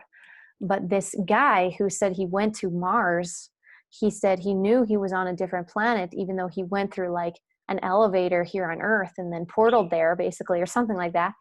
He knew he was on another planet because he could feel the Schumann resonances were different there. They had changed. And he said Mars. Mars is a candidate, really, according to Wikipedia. But this guy, I was like, oh, you felt the Schumann resonances change? That's fascinating to me. I really wonder if that's actually something he really is truly saying, or if that was just a little bit of a give or something to talk about proof that he's on another planet or something. But if you think about it, I feel like it makes sense. You go to another planet, you have to adjust to the frequency of that planet. If you weren't born there, your DNA isn't expressing for that place. What do you do to adjust your frequency enough to be fine in this new environment? I guess you would need a Schumann resonance suit or something, potentially. Maybe they probably already do that stuff, but these are the questions and thoughts some people don't even have because they don't know about this stuff. But you do now. And so here's a quote from myself as a disclaimer in a way. I said, many authors of esoteric content will use the Schumann resonances to help explain mystical and human consciousness phenomena, myself included. Please always take these as opinions and feel the truth for yourself is another thing. Because again, just because someone is sharing information about this, if they're not sharing personal experience information, it's really hard for me to connect to them, because then it feels like they're telling me something. And I know damn well that there isn't an official source of public information about this stuff and there's a lot of questions being unanswered. And even in the information that these people are telling you is true through their blog, spiritually or not, is sometimes a little bit pushing past boundaries, in my opinion, of people's free will and people's right to make decisions and have opinions for themselves. And I think they could bridge that gap by giving more personal feedback and also giving disclaimers like this, and being like, this is what I feel. And even if though I feel this is true based off of whatever, a literal alien could walk up to you and tell you it's true. It's still hard to connect with that sometimes when there isn't the personal information and those disclaimers, because we got to be careful about what information we hear about this stuff, because it is really important. If all the science I told you is true, then what's affecting our brain waves and the planetary brain waves really is very important. So here's some Schumann esoterica that you will come across if you're already searching this. And it says, people who claim to work with intuitive gifts and energies tend to gravitate towards Schumann resonances for many uses. I am also one of those people, and in a way I went with them at the same time. I started with the science and the spirit, and I moved them together as a study on my own. Other people are doing the exact same thing. I'm noticing people are seeing my template and they're copying it for their own blog and their own diary and their own journaling exercises and their own communities, and it's working great. I'm honored to have created a template that was so easy to pick up and reuse as a healing modality. I'm really grateful for that. I can't claim any of it either. As a creative, sure I can, but I believe we're all one. So really, I feel like this information is already there, and the spreading of it is just the world I want to live in anyways. So here's some esoterica. It says, making sense of discomfort and euphoria. They use the Schumann resonances for that. Relating the activity to ascension or consciousness awakenings. Again, consciousness talks about brain waves. That's why there's a major connection between brain waves and consciousness, and as well as an ascension, and the religious term even of coming to a whole other state and a whole other being through this self-awareness. Relating activity to intelligent beings on other planes of existence. I've seen, and by other planes, I mean other dimensions, other planets, other star systems. You could refer to them as aliens, ETs, brothers, sisters, other aspects of the one infinite creator, whatever you want to call it. This has also been a very common thing I've noticed, and in my own study, and relating activity to secret or otherworldly technologies, which again, I talk about all the time because I really feel like there is a technological influence over our Schumann resonances.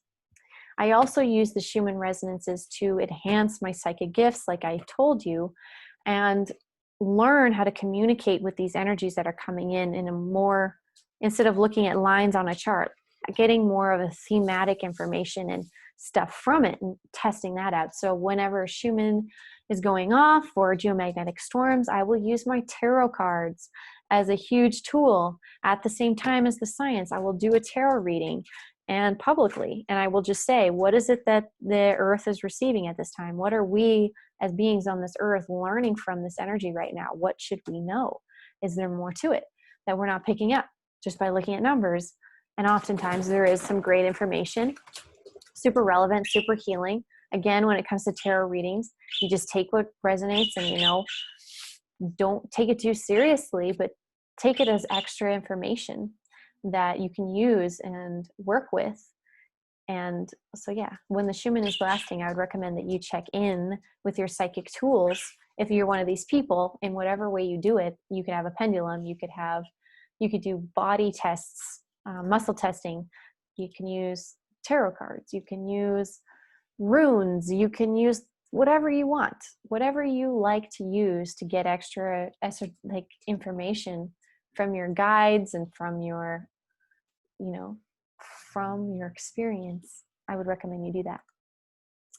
So, okay, so now that the esoterica has been kind of covered, I'm going to go a little bit more into these specific Schumann resonances and the charts and everything, how to read it for yourself. So you're doing a reading for yourself, or you open your charts and you're like, whoa, what does this mean? I'm going to show you how to read these, okay?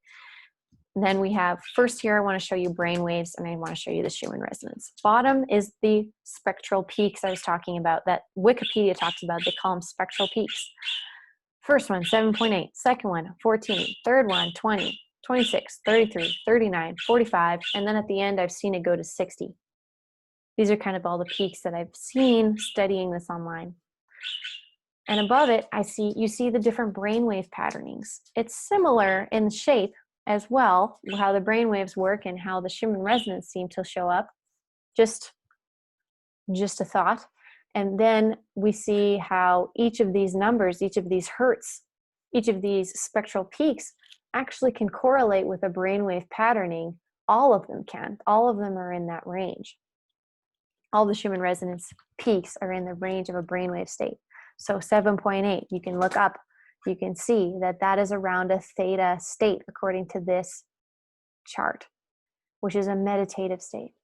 Feeling raw emotions, feeling connected, and you're not thinking too hard, like your brain's not plowing through thoughts and 100 miles a minute. You can see that there's a much more like, it honestly resembles the most, the theta, the yellow here, resembles the Schumann resonance spectral peak graph a lot, and so does delta, but these slower moving things. And then we get into 14, and that's when we get into the alpha and the beta brain waves. That's when you are beginning to think more. You're daydreaming, you're alert, you're reading, you're thinking, you're writing, you're working, you're driving, you know. Sometimes driving, you know, things get a little slower for people. It gets meditative when they drive, but, you know, in traffic and so on, that's where your brainwaves are hanging out. And that is the second order, or the secondary frequency. So when the 7.8 circles the planet, bounces off itself, creates the 14, then we're moving into a more anxious mind in a way that the mind is becoming more activated, and so on and so on. But usually the power behind those frequencies, those higher ones, is it diminishes. As the frequency rises, the power behind it diminishes. So we're not going to just stay in a really high frequency brainwave state all the time as the earth is constantly ringing super loud. There is this chance for things to release and relax too. So here is the most popular website for the Schumann resonances. It is titled sosrff.tsu.ru/page_ID=7. Okay, saying it out loud for you guys, but this is a Russian website. They state that they have places all over the world taking in information, but they measure weather, magnetic field components, Schumann resonances, and ionospheric data. So ironically, the ionospheric data and the Schumann resonances data are not on the same pages. They're actually, and they also measure the electromagnetic background. So they're measuring a lot of what's going on in the frequencies of our Earth, in our atmosphere, and so on. but specifically their most popular area is the Schumann resonance area.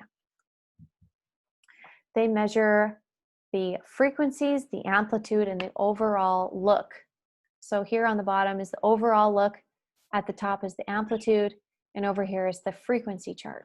I'm going to briefly teach about the frequency chart. I don't use it that often, but as I mentioned before, it's in this chart where I've seen the 7.83 move to 8.80, and that is the largest degree of difference I've seen of a rising Schumann resonance frequency, in quotes, through this research through this Russian site. That's all I can offer, but it is something to go off of. And we can see here the first 4 frequencies are being measured constantly. They're being measured as they bounce around their average. They aren't perfect. It is not a perfectly closed system that these are bouncing around in, but they are fascinating. So the first 4 are important and publicly learned. As I showed you, there's actually more than 4, but 4 seems to be enough for them to be satisfied. So again, these are lining up with the brain waves. I already showed you that. Now let's look into the amplitude chart. So again, how you can tell which chart is which is on the far left side. You can see this little F1. You can see on the F1 by the white numbers in the white. And then F2 is in yellow, F3 is in red, F4 is in green. This color scheme crosses all the other charts. So it's the first 4 frequencies every time, but what they're measuring about them is different. So here's the amplitude chart. This is the one everybody gets their high numbers from, but they say it's frequency, but it's not. It's amplitude. And so, again, amplitude 1, amplitude of the primary, amplitude of the 7.83 hertz, is, you can see here on the top left side, hit a 59 during this, at a height. It hit a height of a 59. I know, Willow, so excited. Height of 59 during this event. And at the bottom of the chart, you can see that there's numbers, and that's time. The time is measured in a Russian time of universal time plus 7, universal time plus 7. And I can transfer it into my own time because I live in -7, so I'm like 12 hours difference, except for when the seasons change, and then the timing gets a little flubbed up because I live in a space that doesn't do the time shift, but the rest of the country basically does, so it gets confusing. But anyways, my advice is pick a time that you know is your time on the bottom. So for me, I look at number 16, and I know that that's 2 a.m. or 3 a.m., depending on the time of year for me. So I just look at the chart at 3 a.m. every day at the 16 point and see what's going on. And then I count up or down. And that's how I gauge and measure the time, the easiest for your future reference. You can also see here in the top chart, the different colors. The yellow, for example, on the right-hand side, only hit a peak amplitude of 22. So the primary one, the 7.83, hit a 59. It had an amplitude of 59. Then it bounced on itself. And that bouncing in that second frequency, the 14, lost energy in a way. It lost power. And so it was only 22. And then the red line is only 11. And the green line is only 10. At least, and in that occurrence, the green line only hit a 7.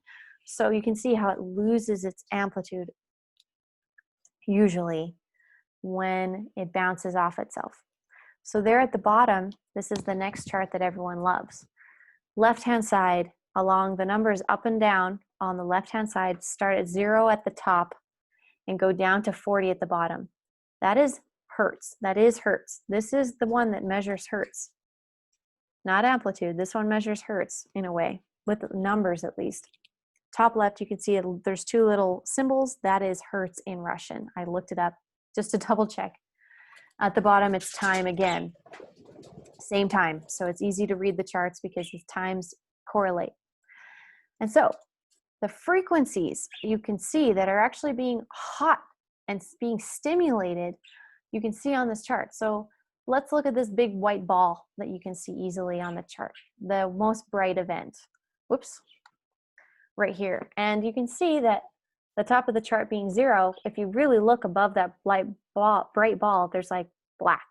and then it goes to a dark blue, and then it goes to a green, and then into yellow and orange and red, and then boom, it hits a white blob and extends down. Now this could be a Q burst, this could be caused by lightning, but it's over multiple hours. This huge blob is delivered.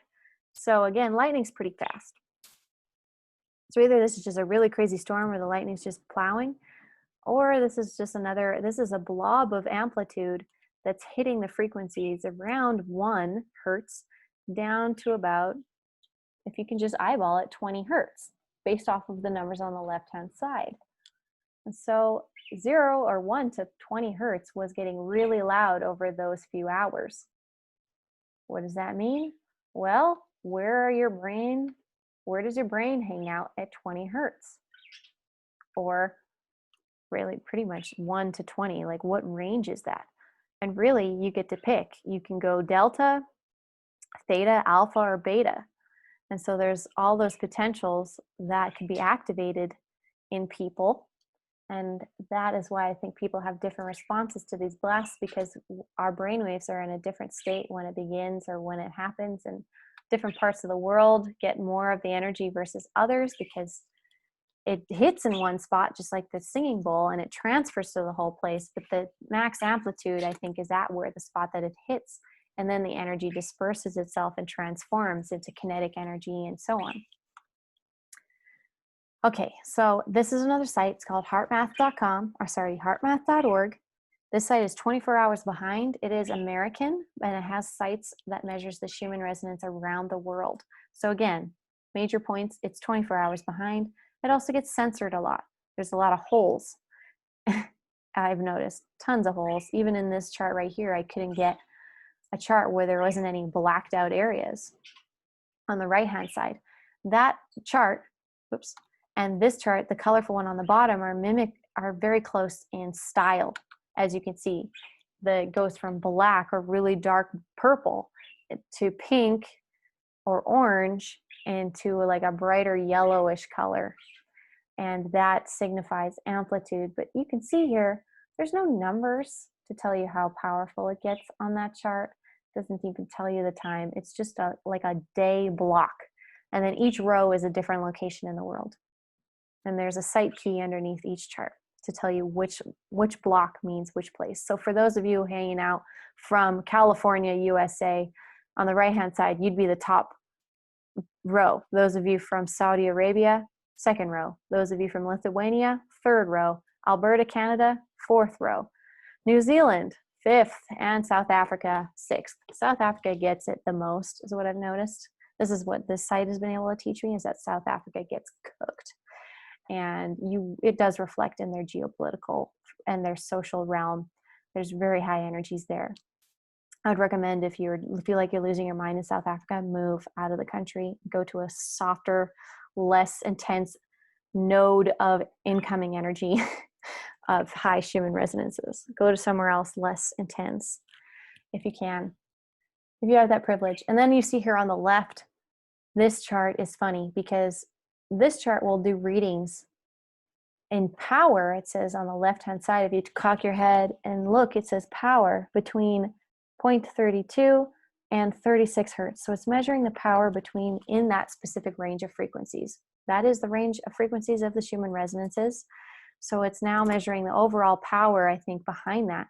And these numbers show up different than these ones every time, in the hundreds, because they're compiling and adding the evidence of the power of all those frequencies together. So that's why it looks different. People get more intense. I feel it's more intense. It's just a different number. It's just a different way to kind of allot your mind into a number figure for a feeling. So when there's a huge resonance day here and it's a 70 amplitude or 59, you can see here on this chart, it'll say, South Africa hit a 500. And so there's different data on both these charts, but it's useful. Just wanted to share that with you. These sites are out there. So a big question that's common is the Schumann resonance rising? There's this person who is called the Schumann, Schumann Recap is the name of her her art. And she takes the Russian chart right here on the bottom, and she puts it into a calendar shape. She makes it look like a calendar. So she compiles the evidence in a really viewable way. And then month by month, she'll release it on her Instagram or her Twitter. Go follow her there, Schumann Recap. She'll show you a month review. And then at the end of every year, or at least last year, she compiled a calendar. So you could look back and see the data 3 years at a time, just like this. And really what you want to look at is the points in the graph that are white versus a dark blue. Pretty much is the easiest way for your eyes to work and kind of get your brain to understand the balance here. So now overall, you can see that there's green as well, which is like the mid-level, more background day to night shift is when it kind of buzzes green. You can see it buzzes green almost every single day at around the same time, just by looking at this. And that's the diurnal process. But then you see these Q bursts, or these bright bursts at random days throughout the years. And the overall amount of these bursts have been consistently strong and consistent in the seasonal time that they come, I've noticed, pretty close. But there are random ones that occur that I don't know how they happened or what's going on, but I feel them and then I report on them and I'm like, this is weird. This is not quite what I'm thinking was supposed to happen. You know, it's not thunder and lightning season in Russia right now, or maybe it is, in my opinion. There are winter into fall or into springtime, the March season, March, April is when I see the most intensity in the Russian charts, which would be them moving into winter in a way versus them moving out of winter as well, but with more of a rainy, thundery lightning season, I guess. Very cool. Okay, so how can you track this yourself? There's Twitter accounts. This one's been going through a little bit of drama, I've noticed, so shout out to them, and hopefully they can keep their account and everything under and be a service to humanity like they have. This is a bot that'll tweet out every hour the Schumann resonances, so you get a little bit of a reference, and you can keep track of it if you want to really watch it, and also have a history in a way on your Twitter feed about the Schumann resonances. You can also get this app, the Schumann Resonance app. It's 99 cents in the App Store. I think it's in both Apple Store and in Google Play Store, possibly other stores. I don't even know if there's more app stores than that. But this one as well will show you. I use this all the time. I know I've met the developer through email. He's put my information in the app. Some of you maybe are from the app and have found me this way, which is awesome. And yeah, this app is amazing. It shows you all the charts that the Russian site uploads, and it has a history as well, so you can look into it. So you can use these apps as a biofeedback therapy, which is something that we use in psychology, which is having a machine hooked up to you that you can visually see move around and react to things that you're less conscious of. So they'll do this for your heartbeat or your brain waves. And so you don't really feel or think about your heartbeat, but when you hear it played out on a loudspeaker, or you hear or you see it on one of those screens like in the hospital, you become aware more so of your own rhythm, and that is a biofeedback. This machine is showing you what your biology is doing. And so I use the Schumann resonance in a way for this too. So I'll use it in a reverse term. And you can use it both ways with biofeedback. So people are having an episode, they check their heart rate. People are having an episode, they check the Schumann resonance. And it helps people have this resource to bounce off of and be like, I'm having an episode of anxiety or depression or sleepiness or nausea or whatever, and I don't know what it is. They check the resonances. They do. And oftentimes, if they haven't found it anywhere else, it's either the resonances or the solar weather that I post on my blog as well. So definitely keep track of solar weather and Schumann resonances as biofeedback. But yeah, it's an incredible tool as well. And then you become psychic to it. You begin to remember and understand your own cues. And then you know when the Schumann is coming because you had your stomach flip-flop. And so you know the Schumann's about to hit, or it is hitting, and you're tapping into that. Lots of people have these now. They've used my knowledge and other people's knowledge and sharing in their blogs to use this as a biofeedback.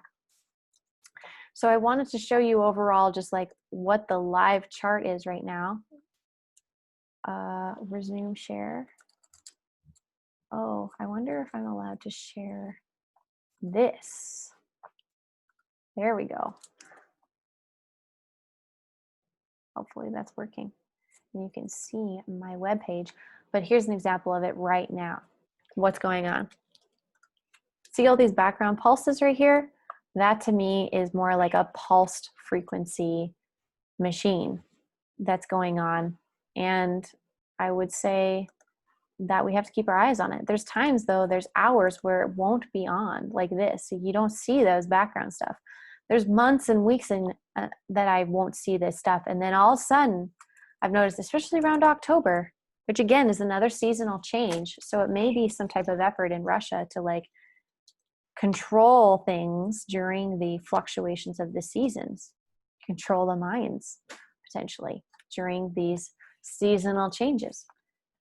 And maybe it's to help people. Maybe it's to help people be more stable. Maybe it's not. I don't know. Definitely I think you need to have consent to be put under these controls, in my opinion. So here is something I want to show you that maybe you won't get from what I've already taught you, is this horizontal line right here. Do you see this white horizontal line? Hopefully you do. Hopefully everyone's seeing this. I'm getting some chats. Hold on. Hey, really enjoying this. It's 3 a.m. kind of zoning out. Okay, that's fine. Which other countries track the SR? I already answered that, so hopefully that is visible. I was just checking my Zoom chat. Sorry, everyone. So let's talk about this horizontal line. There's actually a couple here you can see. Very specifically, if these are frequencies, this is 8 hertz, Schumann resonance, really. This is like the most prevalent horizontal line in this chart, and it really always is. Then you can see 14 as the next really prevalent one, really, except now they're also chilling around 12, and you see these other horizontal lines, and then 16 is this underlying dashed line. It's almost like a ceiling, as you can see, because after that 16, all this kind of stuff kind of breaks apart. Very interesting. So here, 8 hertz, specifically 8 hertz, is getting white hot during these hours. It's only 8. Only 8 hertz, really, or 7.83, or if you zoomed in the range of 8. You can see right here, white lines as well. So that's in like the 4 hertz or 3 hertz or 2 hertz range. These are lower frequency ranges, but they're getting their amplitude increased at these times of the day. So that is how you read. That's how you read this on the fly, on the go. Let's see what else we got here. Where's my presentation? Here we go.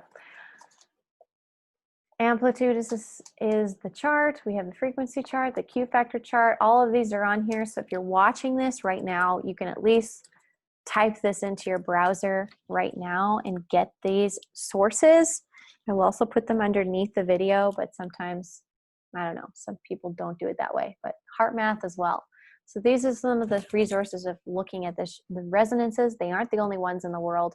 There's some in Italy, as well as a couple other I've seen, at least Italy for sure, but I haven't touched on Italy's chart in this one because it's more specific to Italy, I've noticed. And although I do check it in case these charts go down. So I briefly want to talk about other environmental factors that are buzzing your frequencies, because it's all well and good now that we know about the Schumann resonances, we know about the solar energy and whatever, but they're not the only things going on out there. And as technology has advanced through our generations, through our lifetimes, everyone in this chat, all of the years that we've been on this earth together, this time, so many more frequency things have been installed around us. And so here is a chart of the electromagnetic spectrum to give you a bit of a reference for that. So on the very right-hand side, I'm going to start you, is cosmic rays. Cosmic rays. So they are the smallest wavelength. If you go to the top, you can see 10 to the power of minus 12. So super small. And they are also gamma rays. Like these are really, really small, very piercing frequencies. And these get absorbed by the ionosphere and also bounced off the ionosphere in certain ways, and our magnetic protective sphere as well. Then we go down to X-rays. Those are also hitting us. The X-ray machines, you know, you have to wear protection because overexposure to X-rays will cause issues. It's only used for medical, like checking if your bones are busted and how they can help you. Like when you're already in a pickle, then you X-ray yourself to see how you can fix it sometimes. But wouldn't recommend you X-ray for any other reason. Even checking for cavities, sometimes people over X-ray the mouth and the head. Like, be super careful. There's other ways and other dentistry practices. You don't need to X-ray your head over and over yearly basis. Would not recommend it. Baggage screening, going to the airports, and so on. Then we get down into the visible light spectrum. This is where you can also get extreme UV radiation, which is what the ozone layer protects us from, but still you can get it on your skin.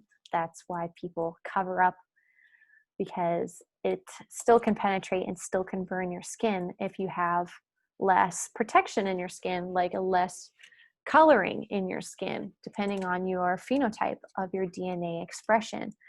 And so your DNA will have you express darker skin if you are in a higher UV radiation area. That's the theory anyways, you know. Maybe not in one lifetime, but over the years of procreating, if you have to live in a high UV area, the surviving children would technically be ones with a less melanated skin, or who are smart enough to wear clothes to cover themselves, basically. And then it gets slower and slower, and we're moving into radar, we're moving into Wi-Fi. These are slower slightly, still not that slow.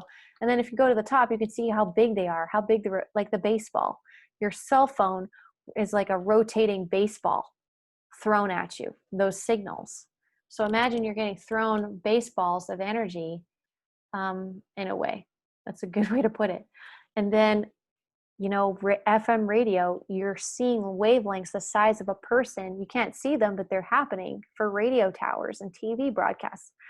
And then radio and sound waves move in longer strokes, like a football field length, and so on. So you can actually see them more so, or at least perceive them with our physical suits. Our eyes can see visible light that vibrates faster, but they can't, you know, physically see the waveforms of sound. You have ears for that. Those are a lower vibrating thing. And then even lower than that is the Schumann resonances. They're super low, super quiet in a way.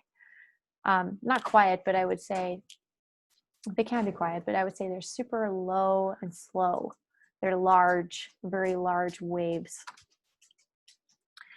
Also, in our electromagnetic environment, we have this giant moon.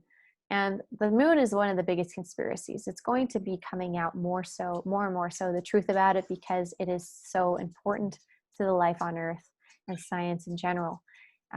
I've heard that they've hit the moon with things or exploded things on the moon, and it rings like a bell. I've heard that they have bases there. It's an old space station. It's been utilized to control Earth as a colony over generations, and it's now changing hands, and it's got a lot of international real estate when it comes to the cosmic community. Like there's territories up there and inside of it and so on. Like, it's a very complex item.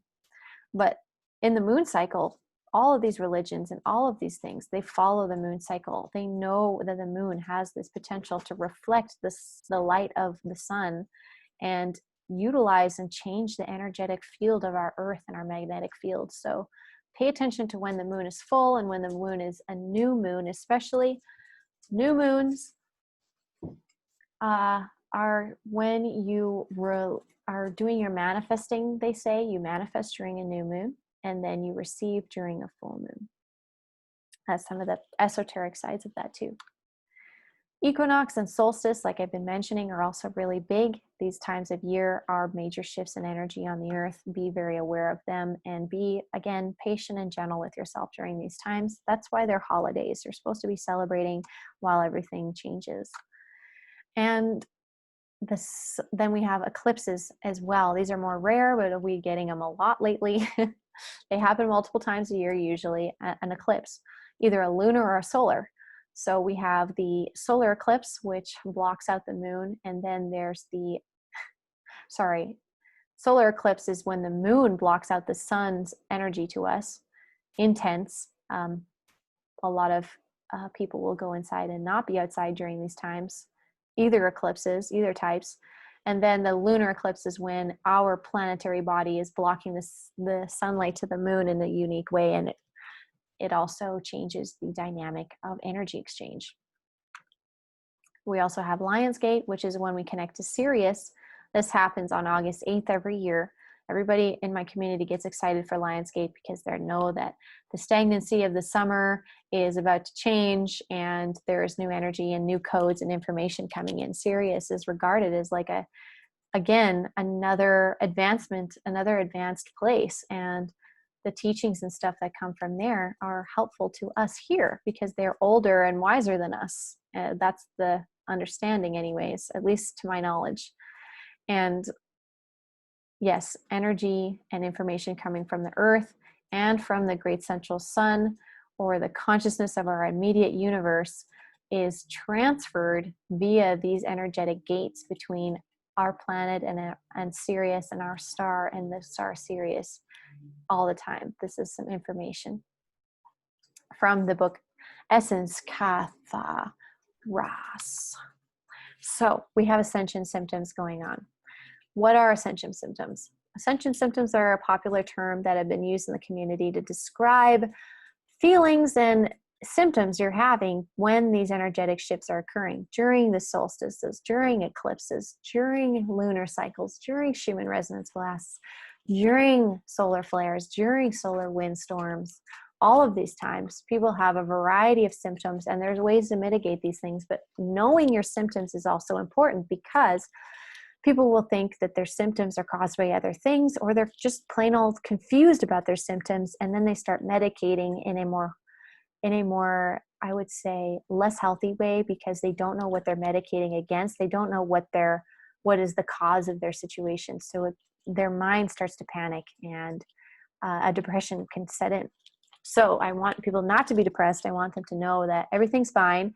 Most of these things will pass, and watching the space weather will give you even more of an understanding of when these will pass and how long things are going to take. Like I said, solar or geomagnetic storms or solar or CMEs, they can have a 3-day effect on us. And astrological stuff can have major effects on us. And those are always moving too. So here's some of the symptoms that I get. So we get body aches, which include your spine and your muscles. I emphasize the nervous system here because the nervous system is where you channel the electricity that you're receiving in your toroidal field. So the nervous system is important to keep healthy. And we'll talk about that. You can get headaches because, again, your nervous system. There's dizziness and vertigo. Again, your nervous system.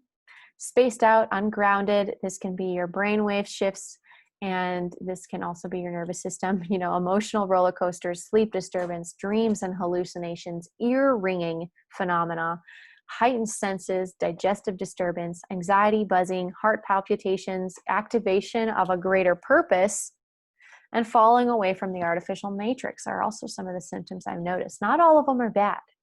But we do focus on the bad ones sometimes because, again, when you're in the moment, you're suffering, you're in pain, something's wrong. We do focus on that because, again, that's how we survive. That's how we move forward. That's how we evolve. That's how we adapt. What was I going to say here? Okay, so here are some solutions for you guys. The first thing I'm going to actually recommend to you is this really mysterious dude named Kev Thompson. His music is on basically every platform that you can get music on in the West, at least that I know about. So Spotify, iTunes, YouTube, very commonly there. I've tried to contact this person to use his music as my own healing modality, to help people with, and I couldn't contact this person. Very mysterious. They've now come out with another album, one where they've done crystal bowls, but solfeggio frequencies is something I would recommend. So if you're feeling all these crazy things, and all your tactics aren't working, and I have another whole page of ways that you can help yourself. First thing I would recommend is to try the the solfeggio frequencies. And because they are geometrically aligned and they are very healing to these specific chakras, and each of these frequencies does a step up through your chakras. And it helps you to realign, heal, chakra by chakra, and then you have this overall body harmony that can occur. But you have to listen to them all. You have to listen to them all in a row to kind of have that holistic experience. But if you want to be specific, you can then use one of the other solfeggio frequencies that specify on a chakra. So here is that example, what I just said. This star is a 9-pointed star of these frequencies, this geometry that they share. And I wouldn't recommend it to you if I hadn't tried it and love it so much. I don't feel that there is anything, I mean, I feel like there is always attempts to try and use and control people, I've noticed, but take this with a grain of salt. Use this as a potential medicine for you. And it's not going to harm you if you try it, but definitely listen to your body with how it feels when you do try it. And get back to me about it too, if you can.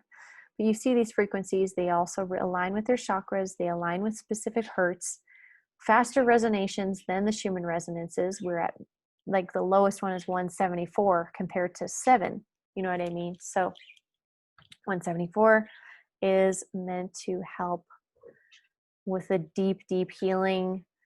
And then things start picking up, and then we get into 396, which is the red vibration in the root chakra, liberating you from grief and guilt and so on. So there's emotional helps and so on. So if you're having an emotional response, this is also really helpful. These frequencies can help you.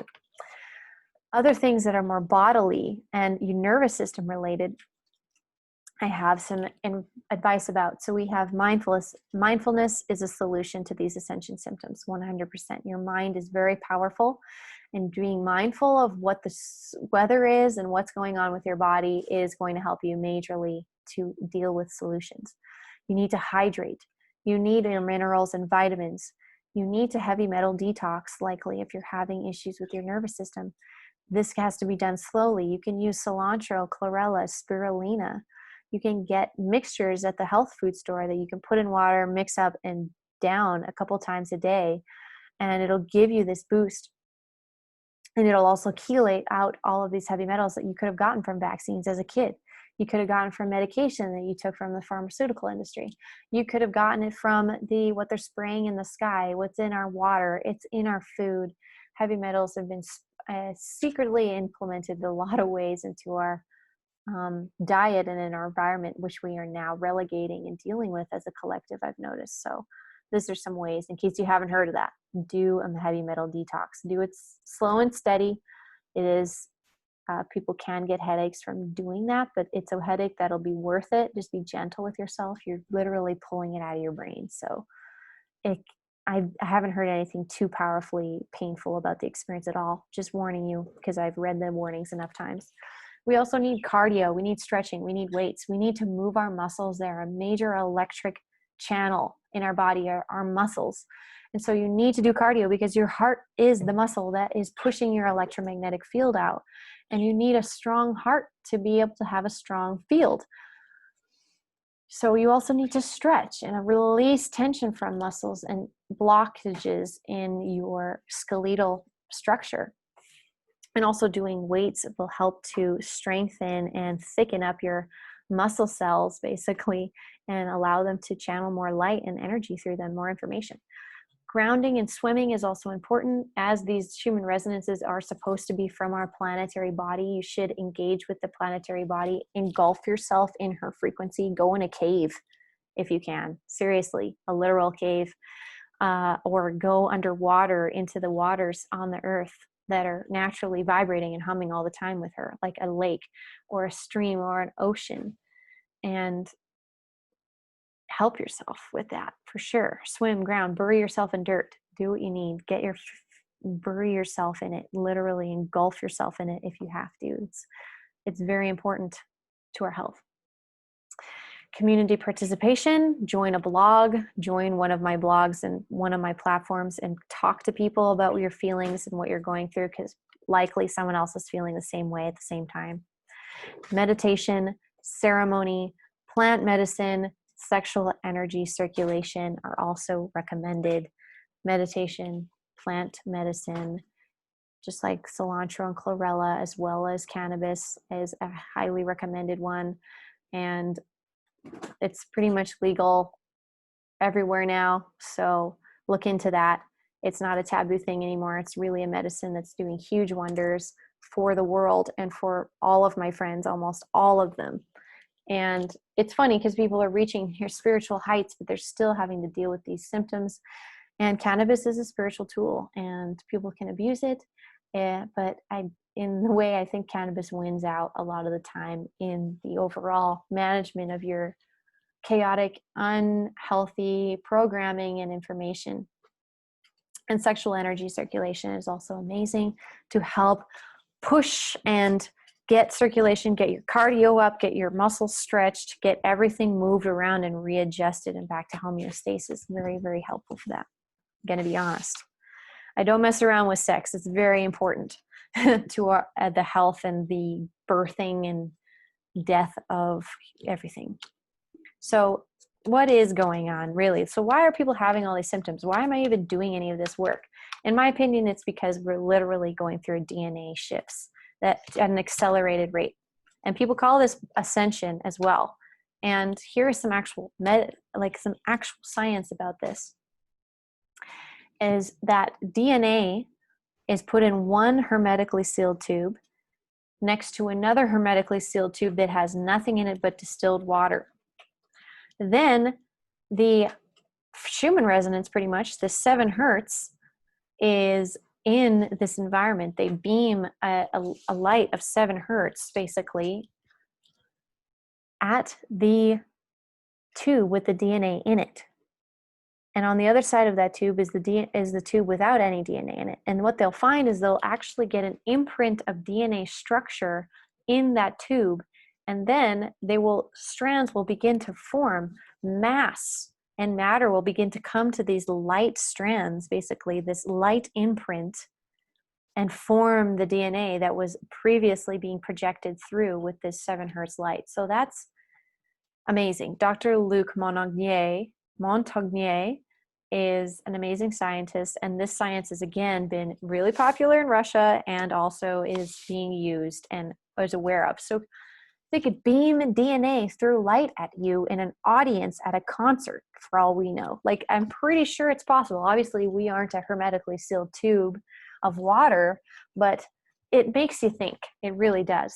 That the transference of life and DNA is actually very simple, according to this. And so DNA mutation and light transference is thought of a lot of the time publicly as a dangerous thing.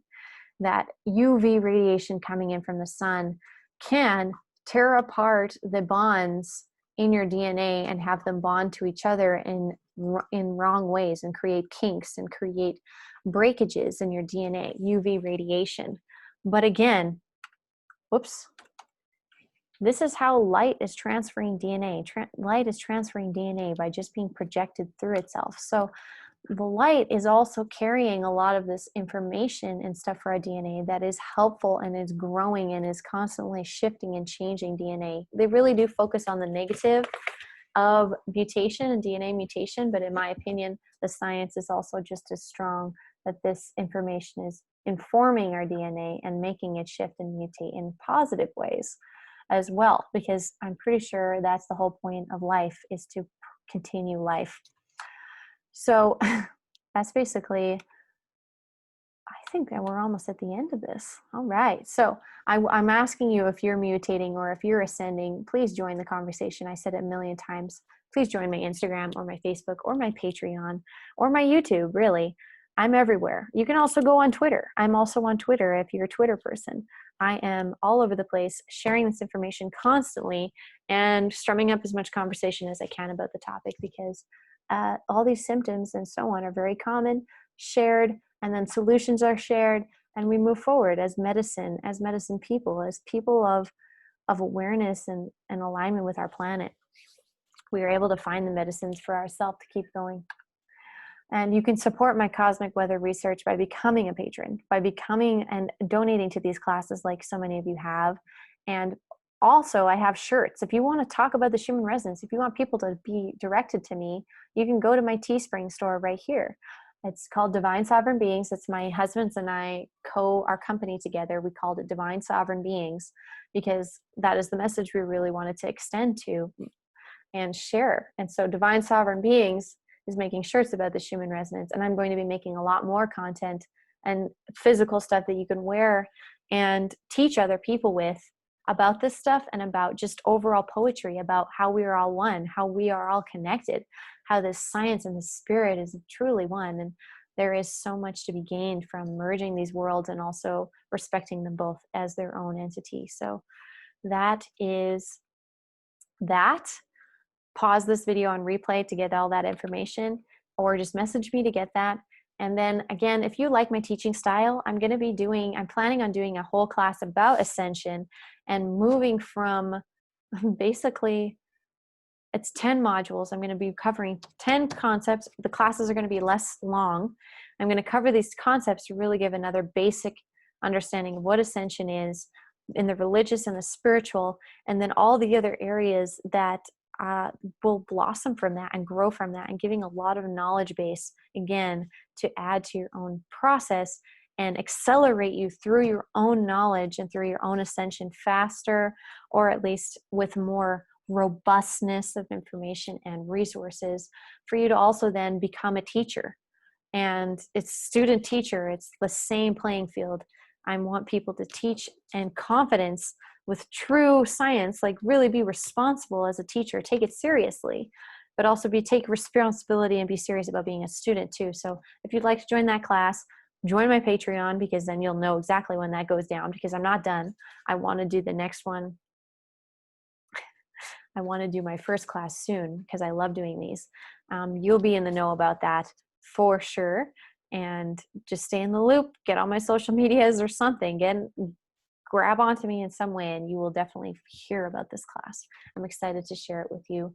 It's going to be a multiple week class. So you'll have to keep coming back, and you'll actually get like a certificate at the end and everything. I'm going to make it fun. So that is the end of all of this educational portion. So now what I'm going to do, because I've talked for so long and I know that was a lot, is I'm going to do a group meditation to activate everybody if you are wanting to. I need to turn this off. Actually, I'll just go like this. Okay. Done. Okay, so for those of you still participating, thank you. There's 12 people here on my Zoom call in my class right now. As I'm still going to record this part, I'm going to add this into the YouTube video, even though, so quantumly, you're going to be able to participate in this meditation. So I'm just going to do some breaths, and then I'm going to just do we're going to work on this together. So I'm just going to connect for a second, and then I'm going to lead.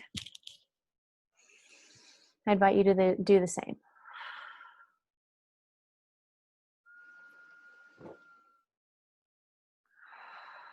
Just going to do a couple breaths, okay? So we're going to slow it down, breathe, do a few nice breaths, wake your body up a bit with some air.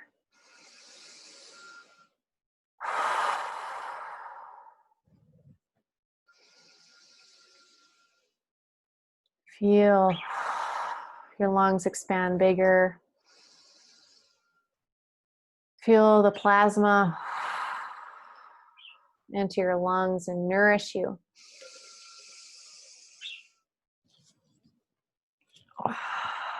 Okay. I'm going to open this space with this song bowl. Keep breathing, okay?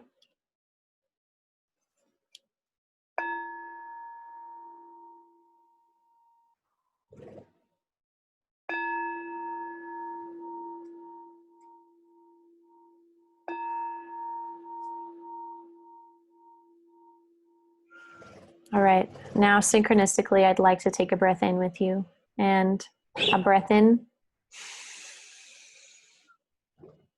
and a breath out. One more.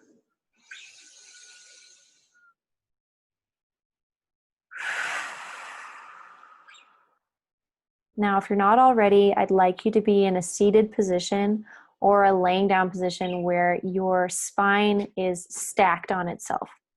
So either you're laying down flat on your back or on your stomach maybe, or you're sitting straight up legs crossed, bum on the ground, head straight up.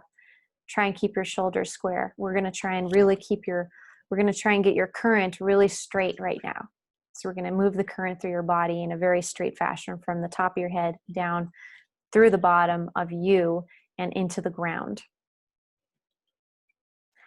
All right, so get yourself adjusted, really feel, get those breaths. I want you to really feel the alignment, get those kinks out of your system. You know, sometimes a few breaths and you're like, you're still moving around to kind of get your energies like, and your spine like happy and sitting nice on itself. Like I usually have to do some like shoulder raises and breathe out really strong and let loose, and I have to move my head around and twist my body to kind of get all of the pops and the locks out. So just invite you to do that with me right now, because we really want to like make this pathway nice and firm. Okay, so now I would like to invite you to imagine that there is a very central sun in our reality. Just imagine that there is a central sun that is feeding all of the energy and the information. And imagine that above your head in a way. So I would say reach from the top of your head out to this source, wherever and how far away you perceive it to be. And I want you to connect with that source. I want you to feel it, and I want you to breathe it in like you're smelling it. A couple times. Just breathe in that central light. Feel it above you. Okay, now next breath, I want you to smell it in, and I want you with that breathe in, I want you to pull that light into your face. Pull it into your nose. Pull it into your lungs. Really breathe it into you. Get it right into your center, okay? Breathe that light in. Let it fill you up. Taste it. Feel it. Hold it. And breathe out. Okay, I want you to smell it in again. We're going to hold it into our body. And then we are going to breathe it down. We're going to breathe it down all the way through our body. So breathe it in, smell it in. Hold it in your chest, and then I want you to breathe out when you're done enjoying the flavor of this particular light in your chest at this time. I want you to then breathe it out through the bottom of you. And like a torus field, I want it to whip up and around your torus. So breathe it down through the bottom of your torus. And imagine it keep coming up and around through your torus field into the top of your head again and back to your center. Okay, great. Do that a couple times. You can kind of feel this torus field. Okay. Now that we're feeling nice and warm inside, I'll just hold on to that feeling for 1 second. I have to let out my dogs. They want to do some meditation.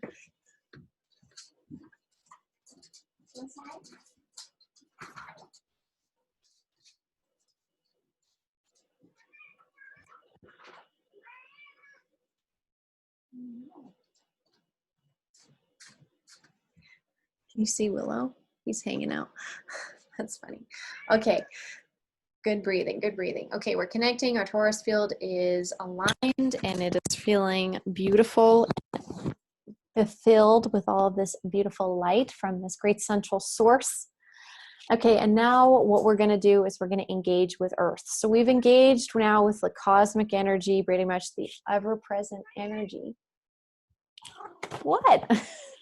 Okay, Mika wants to join.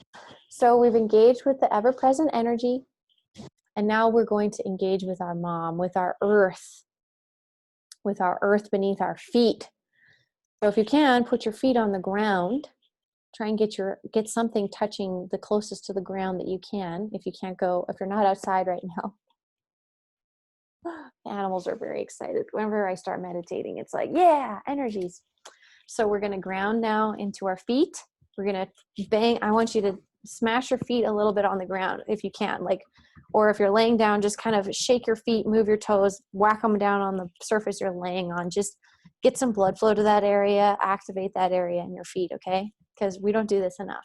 This is really important to your own electrical current. All right. I'm feeling tingling in my feet, so I'm activated, in my opinion, for that. So now what we're going to do is I'm going to breathe in from the earth. I want you to breathe in from the earth, the center of the earth. I want you to smell it coming up through your feet, all the way up through your body into your lungs, really. Try and pull it up through as if the bottoms of your feet can breathe. And breathe up from the center of our earth, from the very essence of our planetary being, and breathe it into you.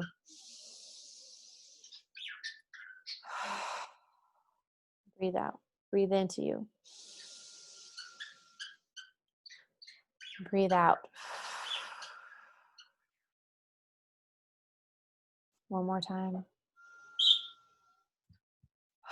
You're feeling the light from the center of the earth building and growing and coming up into your body. You're connecting with it again.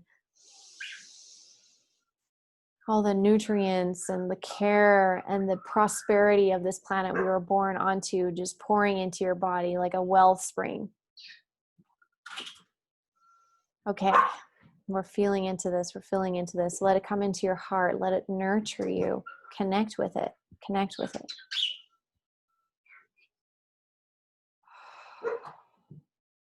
Okay, now I'm going to ask you, we're going to merge these two spots now. So I want you to remember and feel above you this universal light, this universal great central sun, unified point of light that we all emit from in a way. I want you to feel this, and I want you to feel the earth light beneath you. And so in one breath, we're going to do this a few times. In one breath, I want you to breathe down from that central light above you in a way. I want you to breathe down it into your chakras, to your heart. And at the same time, I want you to breathe up through your feet, the light from the planet. And I want these two lights to meet in your heart. And I want you to spin them around and morph them together and harmonize them in your heart. So we're going to breathe. So we're breathing from two locations and harmonizing them into one within your being. So deep breath.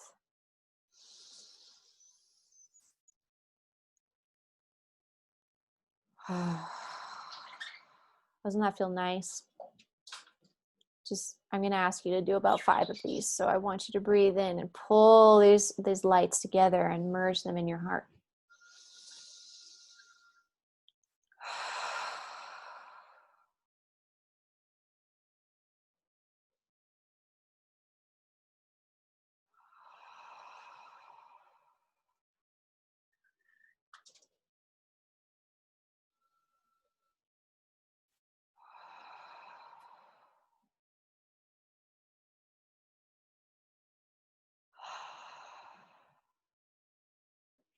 I want you to put your hands over your heart if you haven't already done so. And I would like to invite you to repeat after me. I love you. I love you. I love you. I am you. I am you. I am you.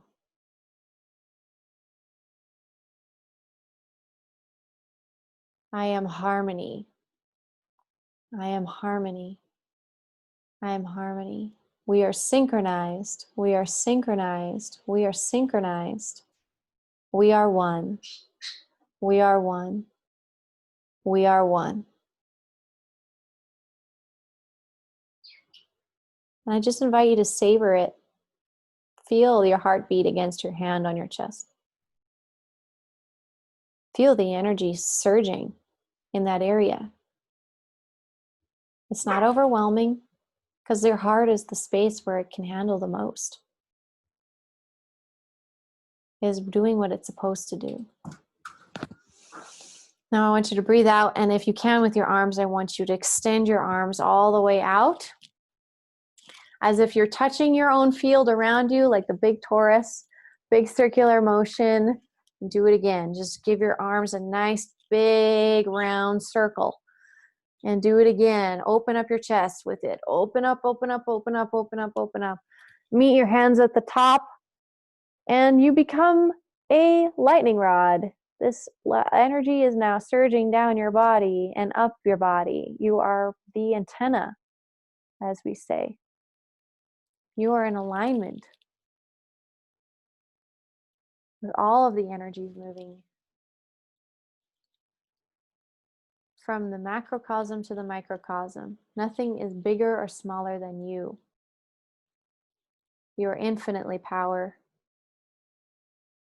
infinitely knowledgeable, and infinitely loving.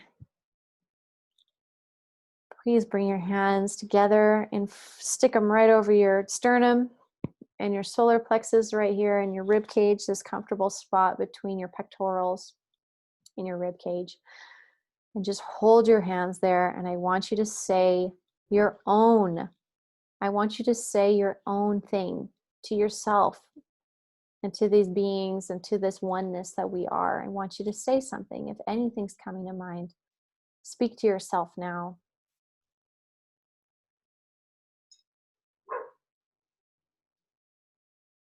I love you. I care for you. I honor you.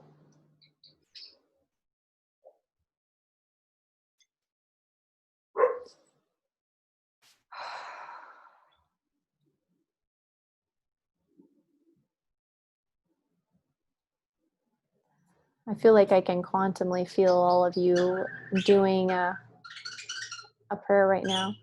So beautiful. Okay. So I want you to open your hands now, palms open, like you're about to receive a gift. And now I want you to imagine yourself receiving that gift. Whatever it is that you are receiving right now, whatever's coming to mind. But you are in a receptive mode. We are magnetically, you're now receiving this energy that we connected with. You're receiving, and I just want you to open your hands and feel it on your hands. Feel the reception. Honor it. Breathe it in.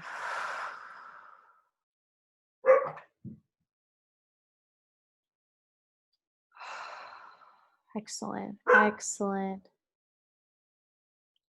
I am connected with the divine will of the universe, of the one, of the all. I'm honored to be here in witness to all of this.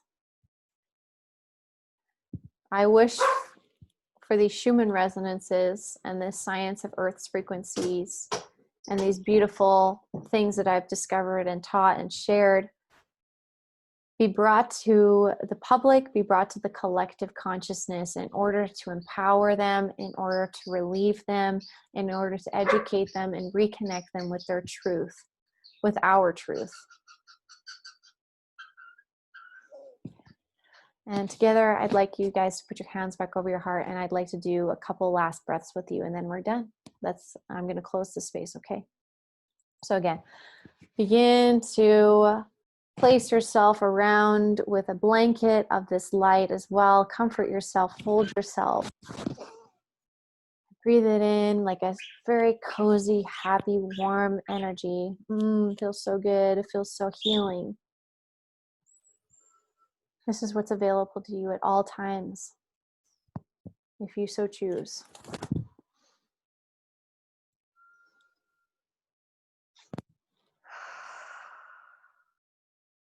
As they say, namaste, everybody. Thank you for joining me in that final meditation.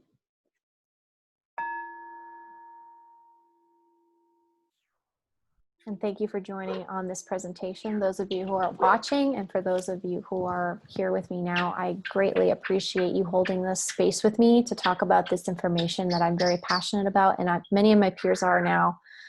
Even my peers, they'll look at me sometimes and they're like, say that again, or what exactly are you saying? But they want to know, and they really do get the basics. I think the basics are a true fundamental truth that we all should be aware of, and it should make sense to everybody. And so if this made sense to you and this was a truth that you appreciated, please share this with other people who will be respectful to this research and to this conversation. Of course, I find that things are a lot more interest in competing for attention and so on. This is really about a phenomena like the wind or the sunlight that people don't even know about. A lot of people don't know about, that needs to come to light, is coming to light, and I'm a part of that. And I'm doing my job here on earth to do so. So if you feel guided to share about this stuff, or you want more people to know about this, please come my way. I'd be happy to work with you and discuss this. And now I believe that's going to be everything for the recorded section of this presentation. So all the information you should need is below. I'm going to stop the recording, and then I'm going to do my draw for the 2 people who are here right now to get a Fulgurite, if that's what they want. So I'm going to do a draw, I'm going to do a draw for you guys. So I'm going to say goodbye to the video, if I can do this. Go into here, and we're going to stop the recording. Thank you again for watching.